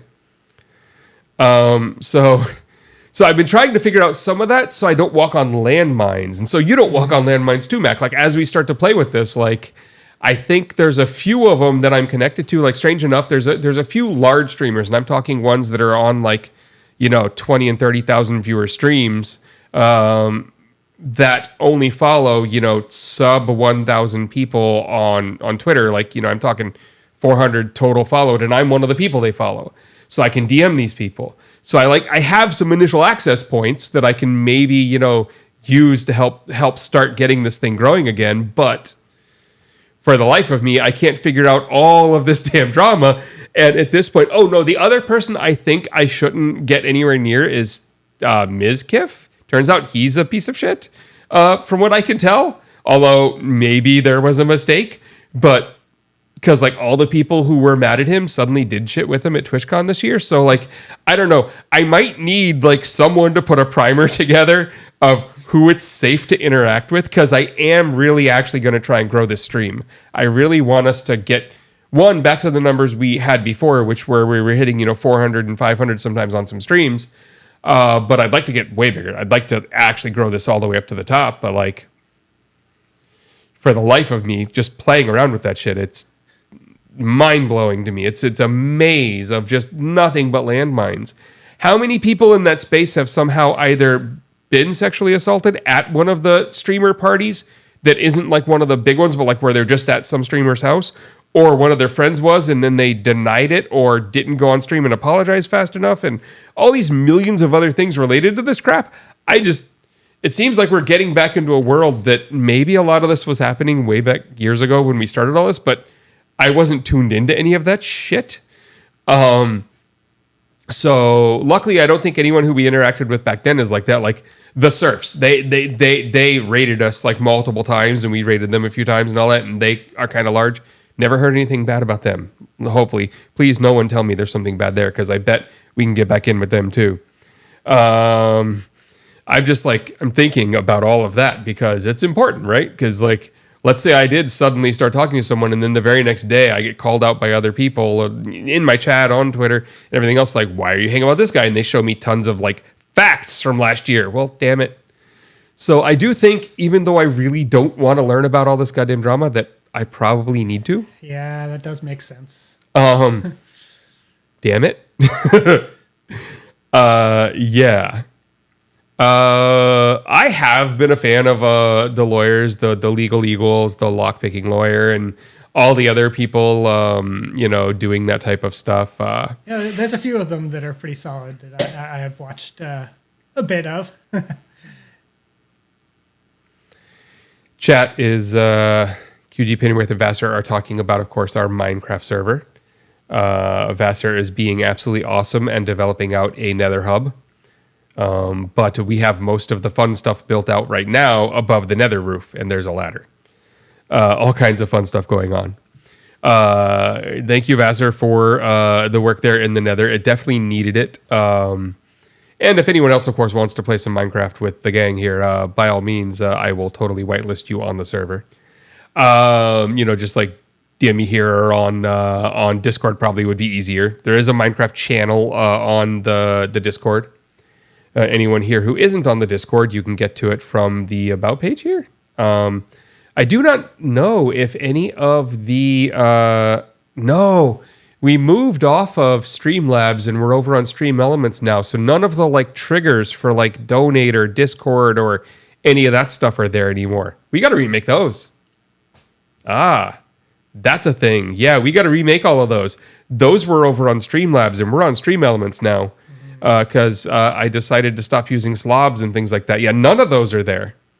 All those got to be remade. Oh, I mean, job's a strong word for that one. It wasn't your job. You volunteered to do some of that. So, yeah, that could be done, and that would be awesome. I guess I did add you as a manager in Stream Elements, right? Like, I want to make sure that I remember doing it. Okay, cool. Yay. So, Mac, any topics that we haven't covered that are like top of mind, things you want to talk about? I didn't really have anything planned, so not particularly. I'm happy to talk about, if chat has something they want to cover. Entertain chat for a sec. I need more water. That is entirely fair. All right, chat. What are we talking about while Gregg gets water?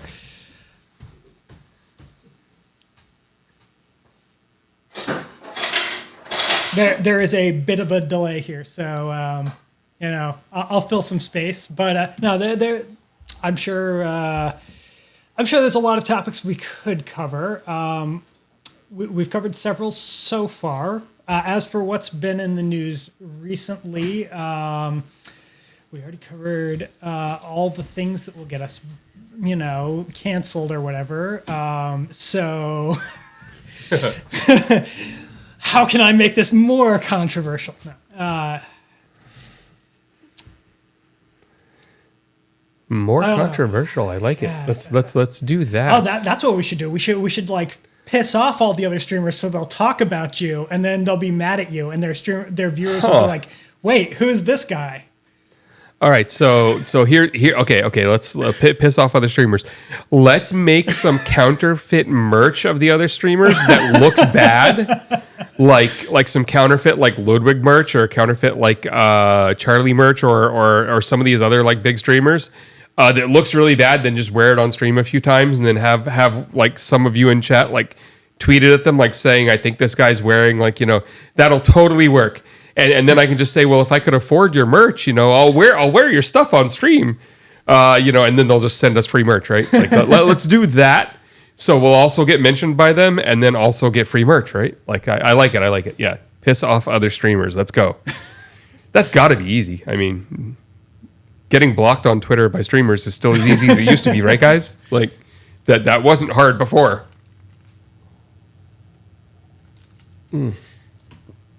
I mean, I guess the challenge there is angering them in such a way that they'll talk about it on stream.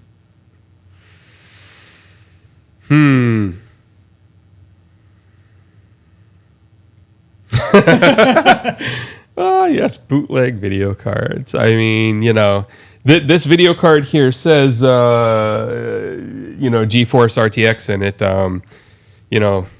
It is what it is. It's a nice, pretty white case. I do like this computer, but it has one glaring problem. So we have Fios here, right? Verizon Fios. So I get my gigabit. It's beautiful.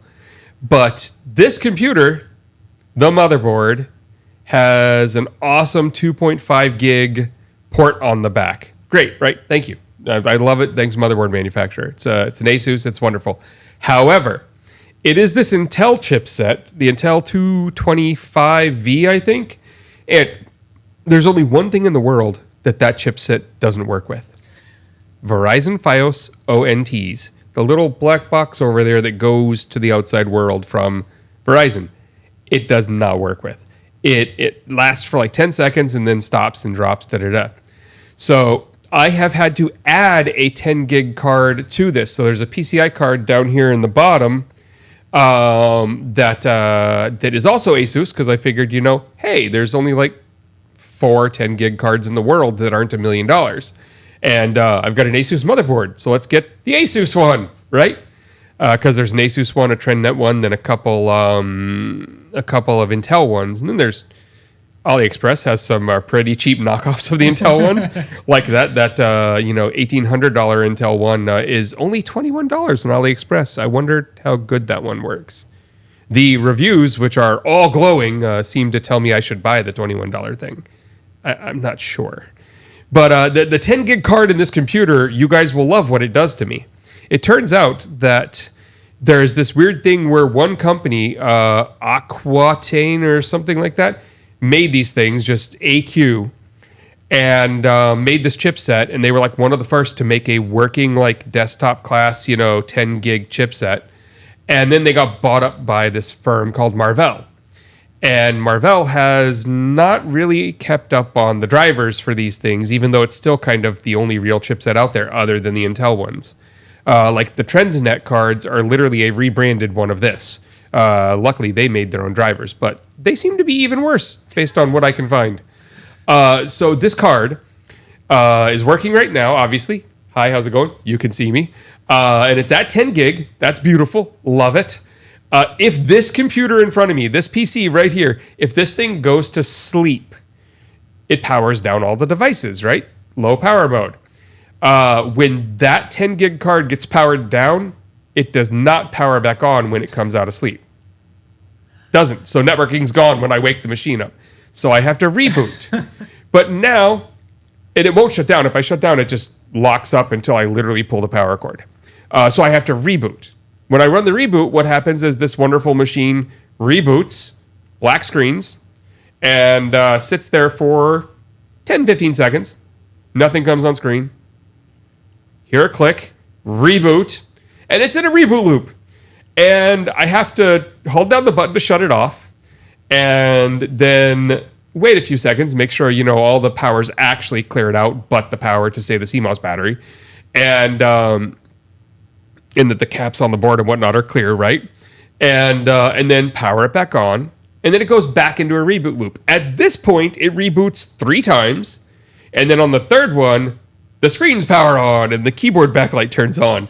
And the BIOS pops up and says, we rebooted your motherboard in motherboard safe mode. Oh, great. Motherboard safe mode. Love it. Thank you. And I exit out of BIOS settings and it boots up fine and everything works great. Every time I have to reboot, that's what happens. Ooh. So I no longer let this machine go to sleep, which is not how I want to be running things, especially with all the environmental activism I've been doing. So I would love to be able to let it go to sleep. And that's what I've been putting up with for weeks. Tomorrow, if all goes well, thanks to a wonderful human being, one of the Intel dual 10 gig PCI by 8, so the size of the port that one's in, cards is showing up. And I can be done with this mess. And I can finally reboot my machine and let it go to sleep. But it has been a huge headache. Just weeks of this crap. So I will tell you, don't get the Asus 10 gig card. I guess that's my review. I should probably go up to Amazon and say all of this for future buyers. Yeah. Ugh. But when that other one comes and I don't have to go through all that and I'm getting full 10 gig speeds, which I don't get. I will also say this. We're getting about 8 gig speeds, which is great. Okay, fine, whatever, right? Oh no, first world problems. Yeah. But I've been looking around and all of the guides I can find tell me that the overhead should take up a little, but I should be getting between 9.4 and 9.6. I don't know where the other gig has gone. These are gold-plated Cat 8 cables, brand new. These are all brand new 10 gig setups. The switch is, a new 10 gig switch. I do not know where it's going. I have jumbo frames on. My MTU's at 9014 like it's supposed to be. I have all the other stuff, I have it configured. I know networking. So I have no idea why I'm down a gig. I've used iPerf. I've used other tools. I've tried to diagnose this. No, we're just running it, mid 8 gig. Way better than I was before, down at 1 gig. So whatever, I guess. It seems to be working here as all of Mac's audio and video and screen and all that's coming over the network into OBS, and we're not getting any lag there. So that is awesome. That's literally the only reason I wanted to go 10 gig, because at 1 gig I was getting a little latency and I was getting a little bit of spikes. So the 10 gig move just was brilliant. Whew. So that has been absolutely awesome. Yeah, and I'm going to say this. If anyone on Discord does actually have any information about, the streamers I should avoid any interaction with, other than, the obvious ones who might be facing jail time for shit, that would be awesome for anyone just to say it in there. Otherwise, I'm going to be going down these rabbit holes, which I'm going anyways, but you know what I mean. You know what I am trying to think about, because I do know I have access to these people, and I think it would be a good way to start to try and grow the stream. I think we can't do it early. I think I've got to, get a few of these, get some development going, get some stream ideas going, do some more setups and all that. All of them. Yeah, I want to throw out some names, but then you'll tell me what they did, and then I won't want to watch them anymore. And I really do actually like watching streams. Damn it. We're going to try our best not to be problematic. We're going to try our best not to do any of those things that you are mentioning thereof. I'm really hoping that we can avoid all of that. The next thing I want to build out here, besides just, this setup and what we're doing here, is I want to build out this thing. Let's see if I can do it. Let me pull it up on the screen here. Yes, one of these. This right here is the IRL backpack streaming kit. This is a backpack that they pre-build for you. I mean, it's expensive. But you look at it and it's got a big external battery. It's got an actual action cam, so it does all the right stuff for being in motion and keeping stabilized and all that fun stuff. It's got the LiveView Solo Pro, which does the fun thing where it, bonds all of your stuff. It does all the encoding, and then it sends it out to the actual, streaming services for you.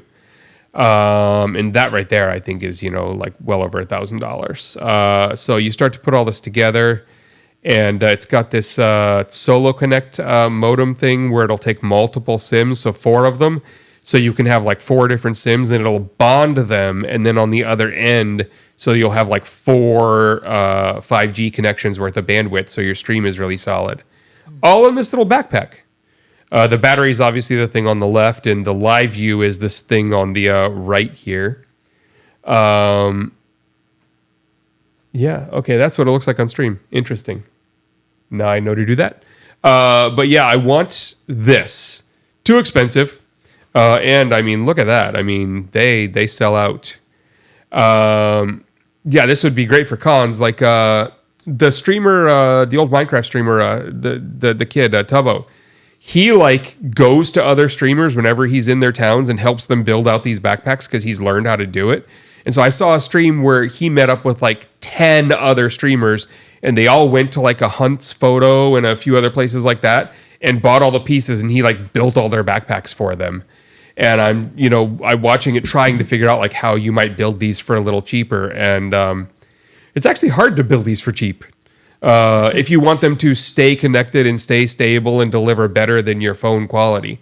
So I think we might start with my live events being on phone, but the hopes is maybe I can start to collect these pieces and put it together.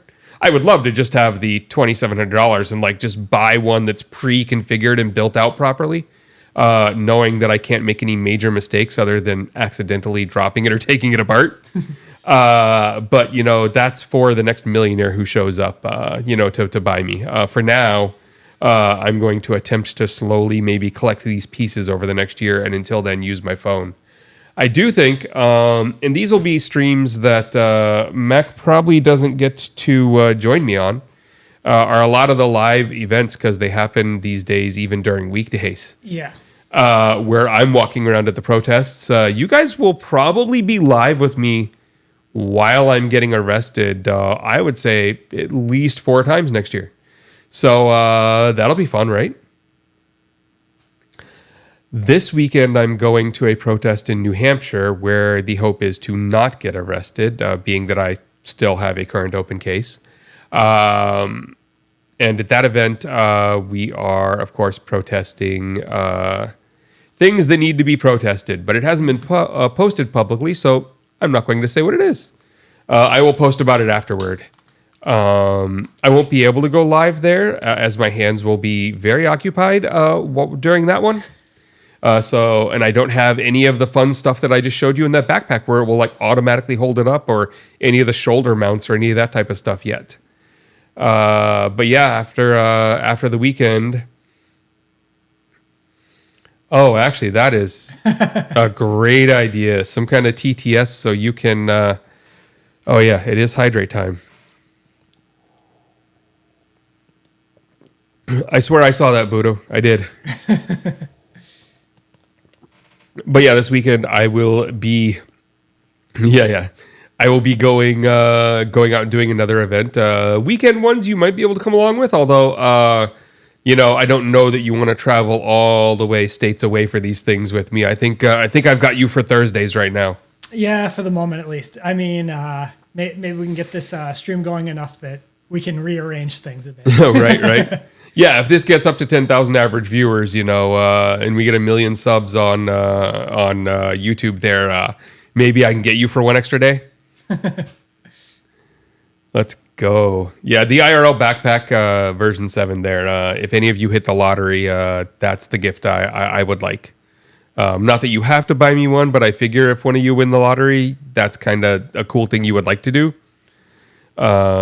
Anyways, what are we? We're an hour and a half in, guys. I think we've got most of this figured out. I've been playing with little settings here on the mixer. Now, one thing I saw go by in the chat and we haven't addressed yet is I was told that Mac's mic is way lower than mine. Is that true? Say hi to the chat there for them. Hey, everyone. How's it going? Without me talking over you.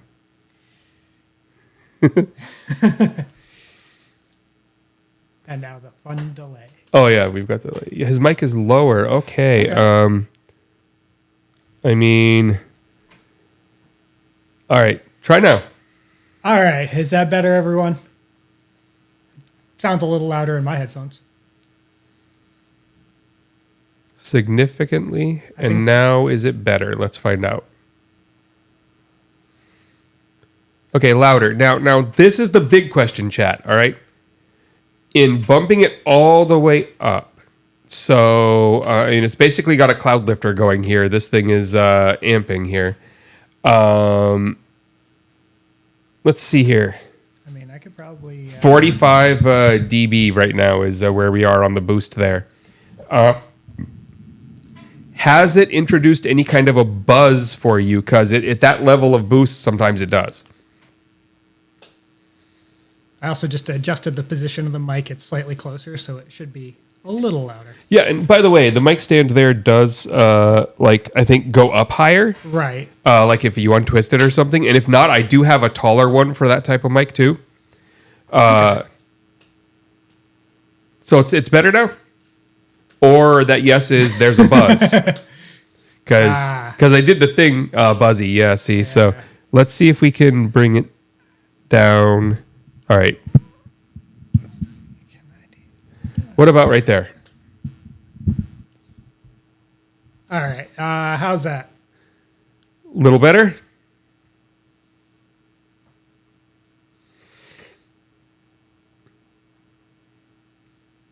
He's got about double my boost right now. To be fair, I'm probably also like twice as far away from the mic as you are. True. This little arm is kind of awesome. Okay, so there you go. Oh, yeah. I should probably talk so that you have enough of a sample to be able to tell if you can hear me, huh? That might be a good idea.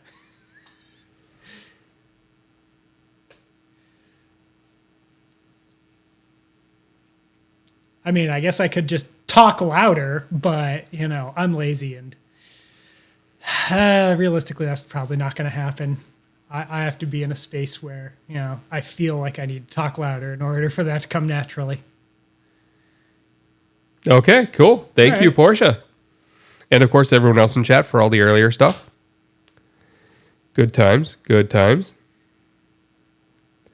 Yeah, I mean, I have been told to shut up and be quieter and speak softer so many times in my life by literally both people in this room and everyone else. I only don't get that when I hop up on stage and the microphone's not working right and the whole auditorium can still hear me because I am just way too loud.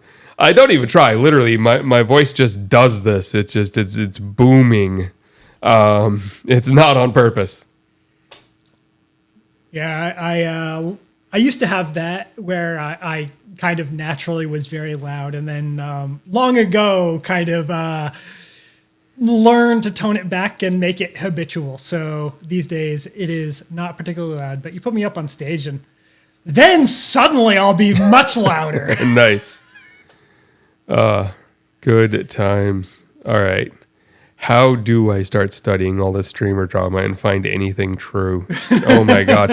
Every website that actually talks about it, like these horrible looking little like news sites, are all just clickbait with like clickbaity titles and clickbaity articles that lead you to no conclusions because they all look like they're written by AI at this point. Yeah, pretty much. So I just have no idea what's going on. Yeah, I got nothing. I was listening to a podcast the other day, and it was Conan O'Brien Needs a Friend. Okay. Conan Needs a Friend. And he had Dave Grohl, Chris Novoselic, and Steve Albini on. Steve, of course, did the mixing and producing on In Utero, not on Nevermind. And they were talking about their time in the studio, which was, of course, after Nevermind had happened, and Nirvana was the biggest band in the world for that time period. And because he had access to so many other people through all of the production work he had done, they just decided to start pranking people. And they go over a bunch of the prank calls they did. And my favorite is, someone we all know and love, Gene Simmons, was trying desperately to get Nirvana to be on this Greatest Hits Kiss covers album. And he had somehow found and convinced the Melvins to do a Kiss cover for it. Huh. Beyond me how he figured that one out. Yeah. But through that, he had gotten a hold of Nirvana. He hadn't talked to any of them yet. But of course, Nirvana wanted nothing to do with Gene Simmons. Right. And so sitting next to Kurt, Steve Albini called him back. Gene Simmons picks up the phone, and Albini says he's Kurt. And Gene Simmons, being Gene Simmons, he has no fucking clue who anyone is but himself. Because ego-driven, piece of shit. And he just keeps dragging it on and making jokes and just being horrible at him. And with Kurt Cobain sitting next to him, laughing and just loving it. And that whole podcast was just freaking amazing. Like, if anyone is like a Nirvana / Foo Fighters and whatever, that whole thing kind of a fan, you will love that episode. I would highly recommend it. But I just thought it was hilarious that they spent their time in the studio mostly just prank calling people like Gene Simmons. That is pretty funny. That's the greatest. That is a good use of everyone's time. Right? If you have his direct number, that's all you should be doing. Chat. We are hitting the 2-hour mark, and I think that's about time we should probably call it. So I'm giving you guys one last chance to bring up topics we might talk about before the end here. Right now, I'm just kind of looking around at latest news, all that. My news is polluted by all the fun things that I've been doing lately. For all of my workouts and everything else, I do a lot of my working out in VR because it's just, it is the best. literally, I sweat more from that than I do from any of the calisthenics or the work I do on the bike or the rowing machine. It is the HIIT workout, the Synthwave, the Beat Saber. It really does help. But of course, now all of my Google News seems to be about the latest VR news. Anything VR related. Yeah. That's all I get. It literally, like, it's 90% of my For You page. Yeah, I've recently taken to just going straight to the sites for like news sources I actually care about, and just seeing, the fact that 95% of their content is just a rehosted article or a rewritten article from the AP or Reuters. Yeah, because that is very clearly the conclusion that you draw very quickly from doing that. Right, as you see the same stories on the AP and Reuters, and then on all these other sites, and then a very slightly rewritten version on yet more sites. I saw an article this morning, I think it was, about the Flipper Zero, and I swear it is marketing by the Flipper Zero team, although it totally isn't. But it probably is. I don't know.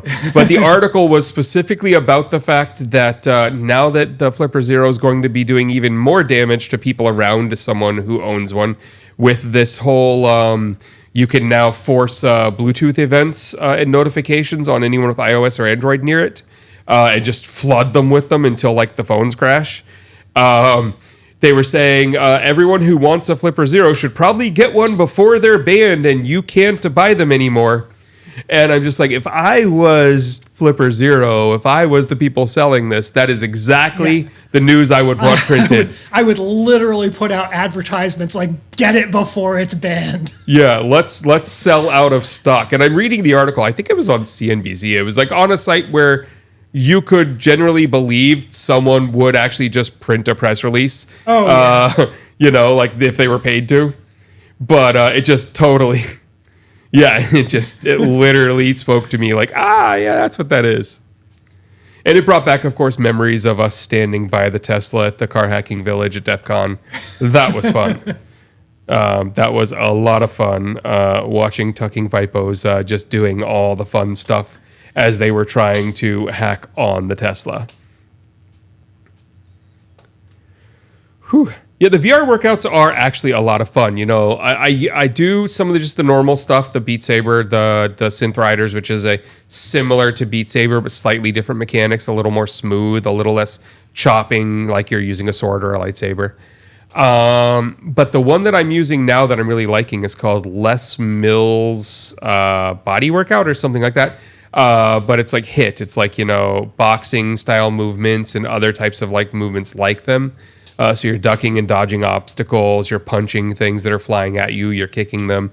Really gives you a solid workout. I have been thinking, honestly, about the idea of maybe trying to get the VR headset to actually stream and streaming some of that. Although I don't know why anyone would want to watch it, but it might also help motivate me to like make sure I stay on schedule, because I'm supposed to be doing that 6 times a week in the mornings. My other morning is just riding the bike for a while and doing basic stretching in the bike. And then 6 of them are the heavy workouts. But the one thing that I like about the Les Mills one is you get into it, and when you choose the workout you want to do, I have this specific 14-minute one that I really like that I go through twice. You sit in a little lobby and you can see 6 other people appear, and they're real live people who are playing. And then there's a physical trainer like in front of you, and they're telling you all the stuff to do, and they're walking you through all the movements and then kind of hyping you up like that type of person does. And the other 6 people are competing against you. There's a leaderboard, and you're earning points by doing it. And I've learned that winning that at all costs is how I get my workout. So I'm on day, I think, 9 in a row now of being number 1 on the leaderboard by the end of the day. And I work out way harder with that leaderboard in front of me than I do without it. When I get to that point where I'm done and my legs don't want to lift anymore, but I'm in second on the leaderboard, I somehow have the energy to do the last 5 minutes of the last workout. So having that leaderboard and just crushing it has been big for me. But now I'm learning that the motivation is now not just winning it, but by how far, right? So like this morning, I think my final score was like 539,000, and second place was at 410, and then everyone else was only like 5,000 behind them. And so like I was just way up there, and I pushed myself way too hard. I'm sore afterward. I shouldn't have pushed that hard, but like the scoreboard is driving me.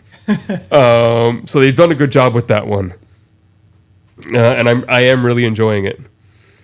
The thing about streaming some of those, like streaming Beat Saber or Synth Riders, which is probably the one I would stream more, is a lot of the songs are copywritten songs. And like there doesn't seem to be an easy way to clear them all on Twitch. There is an easy way to clear every song that I would actually want to listen to on YouTube right now. likd.com, Licked. Kind of like Guitar Lick, Licked. They have like all the major labels, and you can go up there and you can like buy a song for like, I think you pay like $9 to be able to have that in your YouTube videos. And so I could go and license like all of the ones that I want out of them, and then just have that license for YouTube. But transferring that to Twitch seems to be an after the fact thing, in a way where your stream still gets muted for a bit and then you fight it and then they agree you have the license. And I don't think it's set up right for that yet. So I would have to be going through some of the ones that are, like copyright free and whatnot. And there are only a few of them on there that I actually enjoy that are. So like, I mean, it's not even like the type of music I was listening to at the time. But Kickstart My Heart is a really good song to work out to in one of these. Like, it is the exact right pacing, the right energy level. That one I am loving. Bruno Mars 24 Karat Gold is actually the right pacing for one of these. And that's not even my favorite song of Bruno Mars, but like it is the right pacing for this stuff. But luckily, Synth Riders has a lot of synthwave music in it that I actually do really like. So that's helping some. And Synth Riders allows you to put custom songs on, so I've added tons of custom ones to it. I have my favorite actually custom one I've added is Bee Gees' Staying Alive. That one on hard mode is surprisingly hard, but like really fluid. And so it's like it's motions I can keep up with. So I'm going to try and figure out figuring out how to license those properly so I can play some of the ones I actually enjoy on stream without it getting muted. Yeah, that's going to be a fun thing to figure out.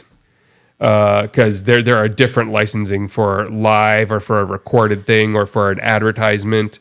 But luckily they have been fighting hard to try and bring those down to the point where like streamers can't afford them. UMG just put out a new subscription thing where I think it's like $9 a month or $5 a month or something, where you get access to like 50,000 songs and like 200,000 sound effects from their libraries just to use in all your streams, live and in your videos.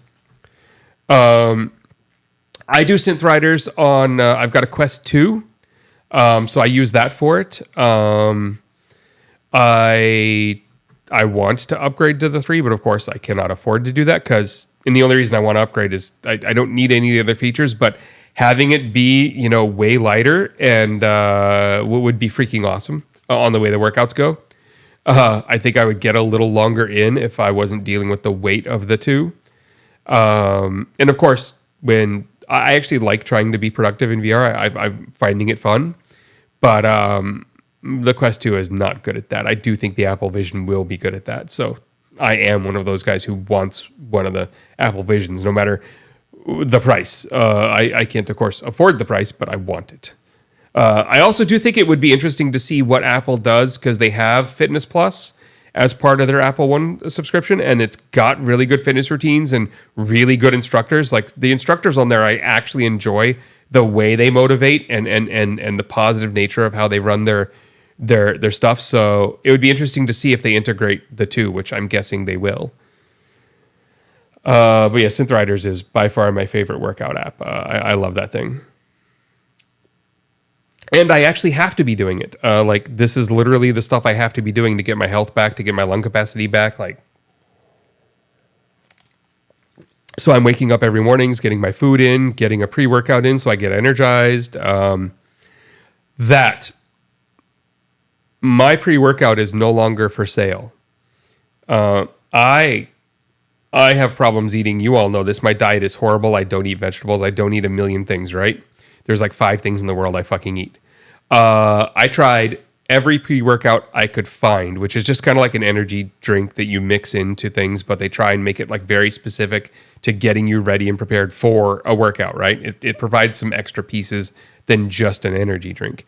And so there's this mix called Orange Burst by C4 or Cellucor, but it's like C4 is the name of it, C4 Orange Burst. Every other flavor is still for sale, but they decided there weren't enough sales of the only one I found I liked. After like months of playing around, Mac, I literally finally found the one I liked, and I've been using it, and they took it off the market. And there was a run on it, because it turns out it might not have been selling in mass, but there were a few of us that it's the only one we like. And so everywhere sold out of it. So like you can't find it even with like any Amazon people having it in stock anymore.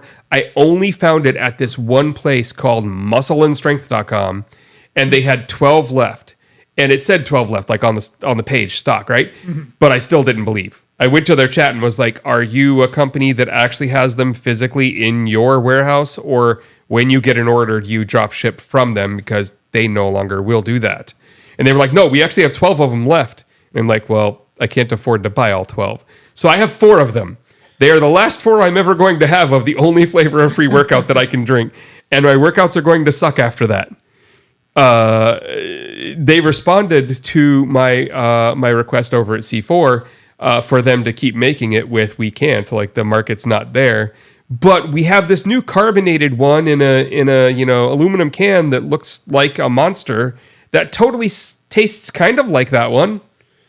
And I responded, of course, what makes you think I want a carbonated drink in a can? I want your pre-workout mix that I put in water. What is that suggestion? What? So I'm screwed. My pre-workout is like totally fucked. I do have enough, I think, to last me like 2 months. So I'll solve it then. But if any of you come across some hidden supply of C4 Orange Burst, let me know. The problem is, I can't stock up too much of it because like the expiration date is only May, June, July, like June of next year.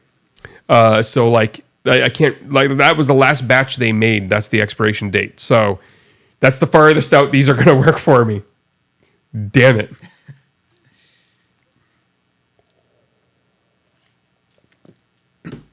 If I did actually do some of the VR stuff that I do in the mornings, like and decided to stream at those points, is that a thing people want to see?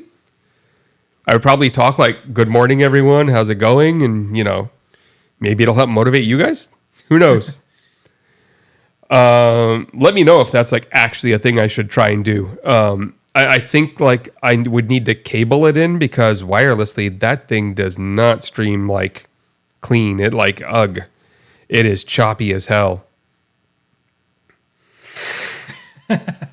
That is some good advice. A mo-capped anime girl. I doubt, are there many 6'1" anime girls? From what I see of everything that goes by my Reddit stream when I'm looking at popular, they all seem to be about 4 foot tall.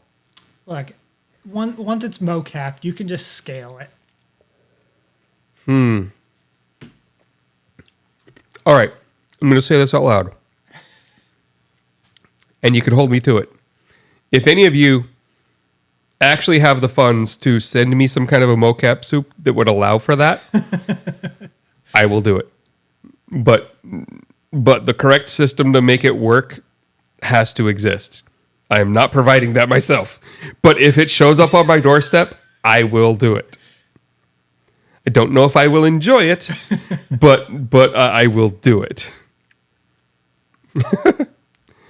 Oh, okay, everyone. Let's go here. We have passed the 2-hour mark. I think that's enough. Everyone gets one more shot at the chat here before we go away. And of course, join the Discord. Obviously, I think it is linked on the About This Stream page. If someone can post the link in the chat, that would be awesome.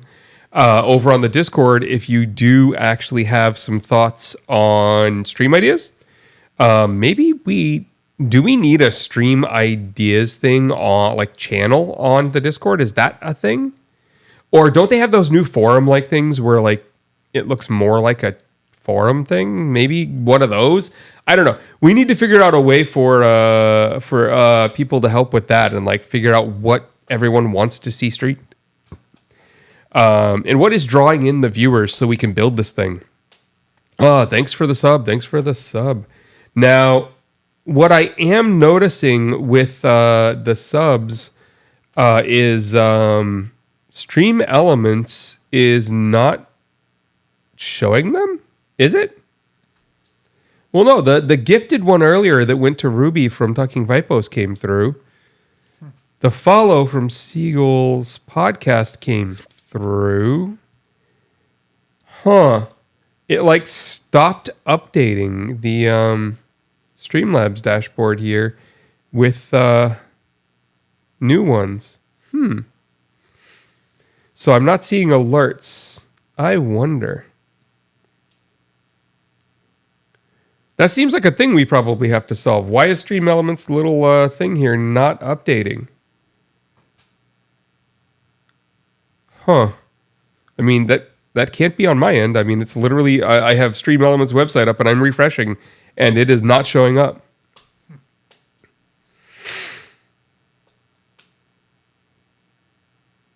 Huh.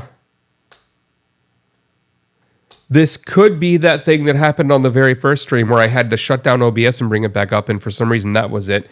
Even though that makes no sense because I'm refreshing streamelements.com. I have no idea how that has anything to do with my damn OBS, but sure. It's like a browser source over there, so it should just be getting from Stream Elements, right? And I'm looking at it on their website in Firefox here, and those ones haven't come through yet. Huh. I don't know. Maybe they're getting DDoSed. Who knows? All right, everyone. I think we're going to call it here. This was awesome. Thanks for putting the Discord link in the chat there. I'm guessing most people here are already on the Discord. I'll get the VOD for this up tomorrow. And I'm going to spend tomorrow some of the time trying to figure out why the audio from Mac's machine over there is coming through as a garbled mess when we share his desktop. Because it shouldn't do that. That's definitely not my intention. We'll have to figure that out. Maybe we end up taking it out of my monitor. The only reason it's configured the way it is right now is because if I don't configure it this way, I can't hear it. And it'd be nice if he's playing something for you all to see that I can hear it. You know, just thinking out loud. That sounds like the thing I want. Yeah, I'll play with it. Maybe over the weekend I'll finally solve it. Other than that, I think everything else is working right. We've got all our scenes. We've got everything else good. So thanks for all the help, chat. Thanks for help with the volume setting. Thanks for help with the video stuff, checking out all the scenes, making sure they're working. Thanks, Mac, for returning here. Of course. Good. So I think the next stream for me and Mac will be next Thursday. As it turns out, you all heard him live, promise. I don't know. I heard that word come out of his mouth. He might say it didn't, but I heard it. I might be hearing things.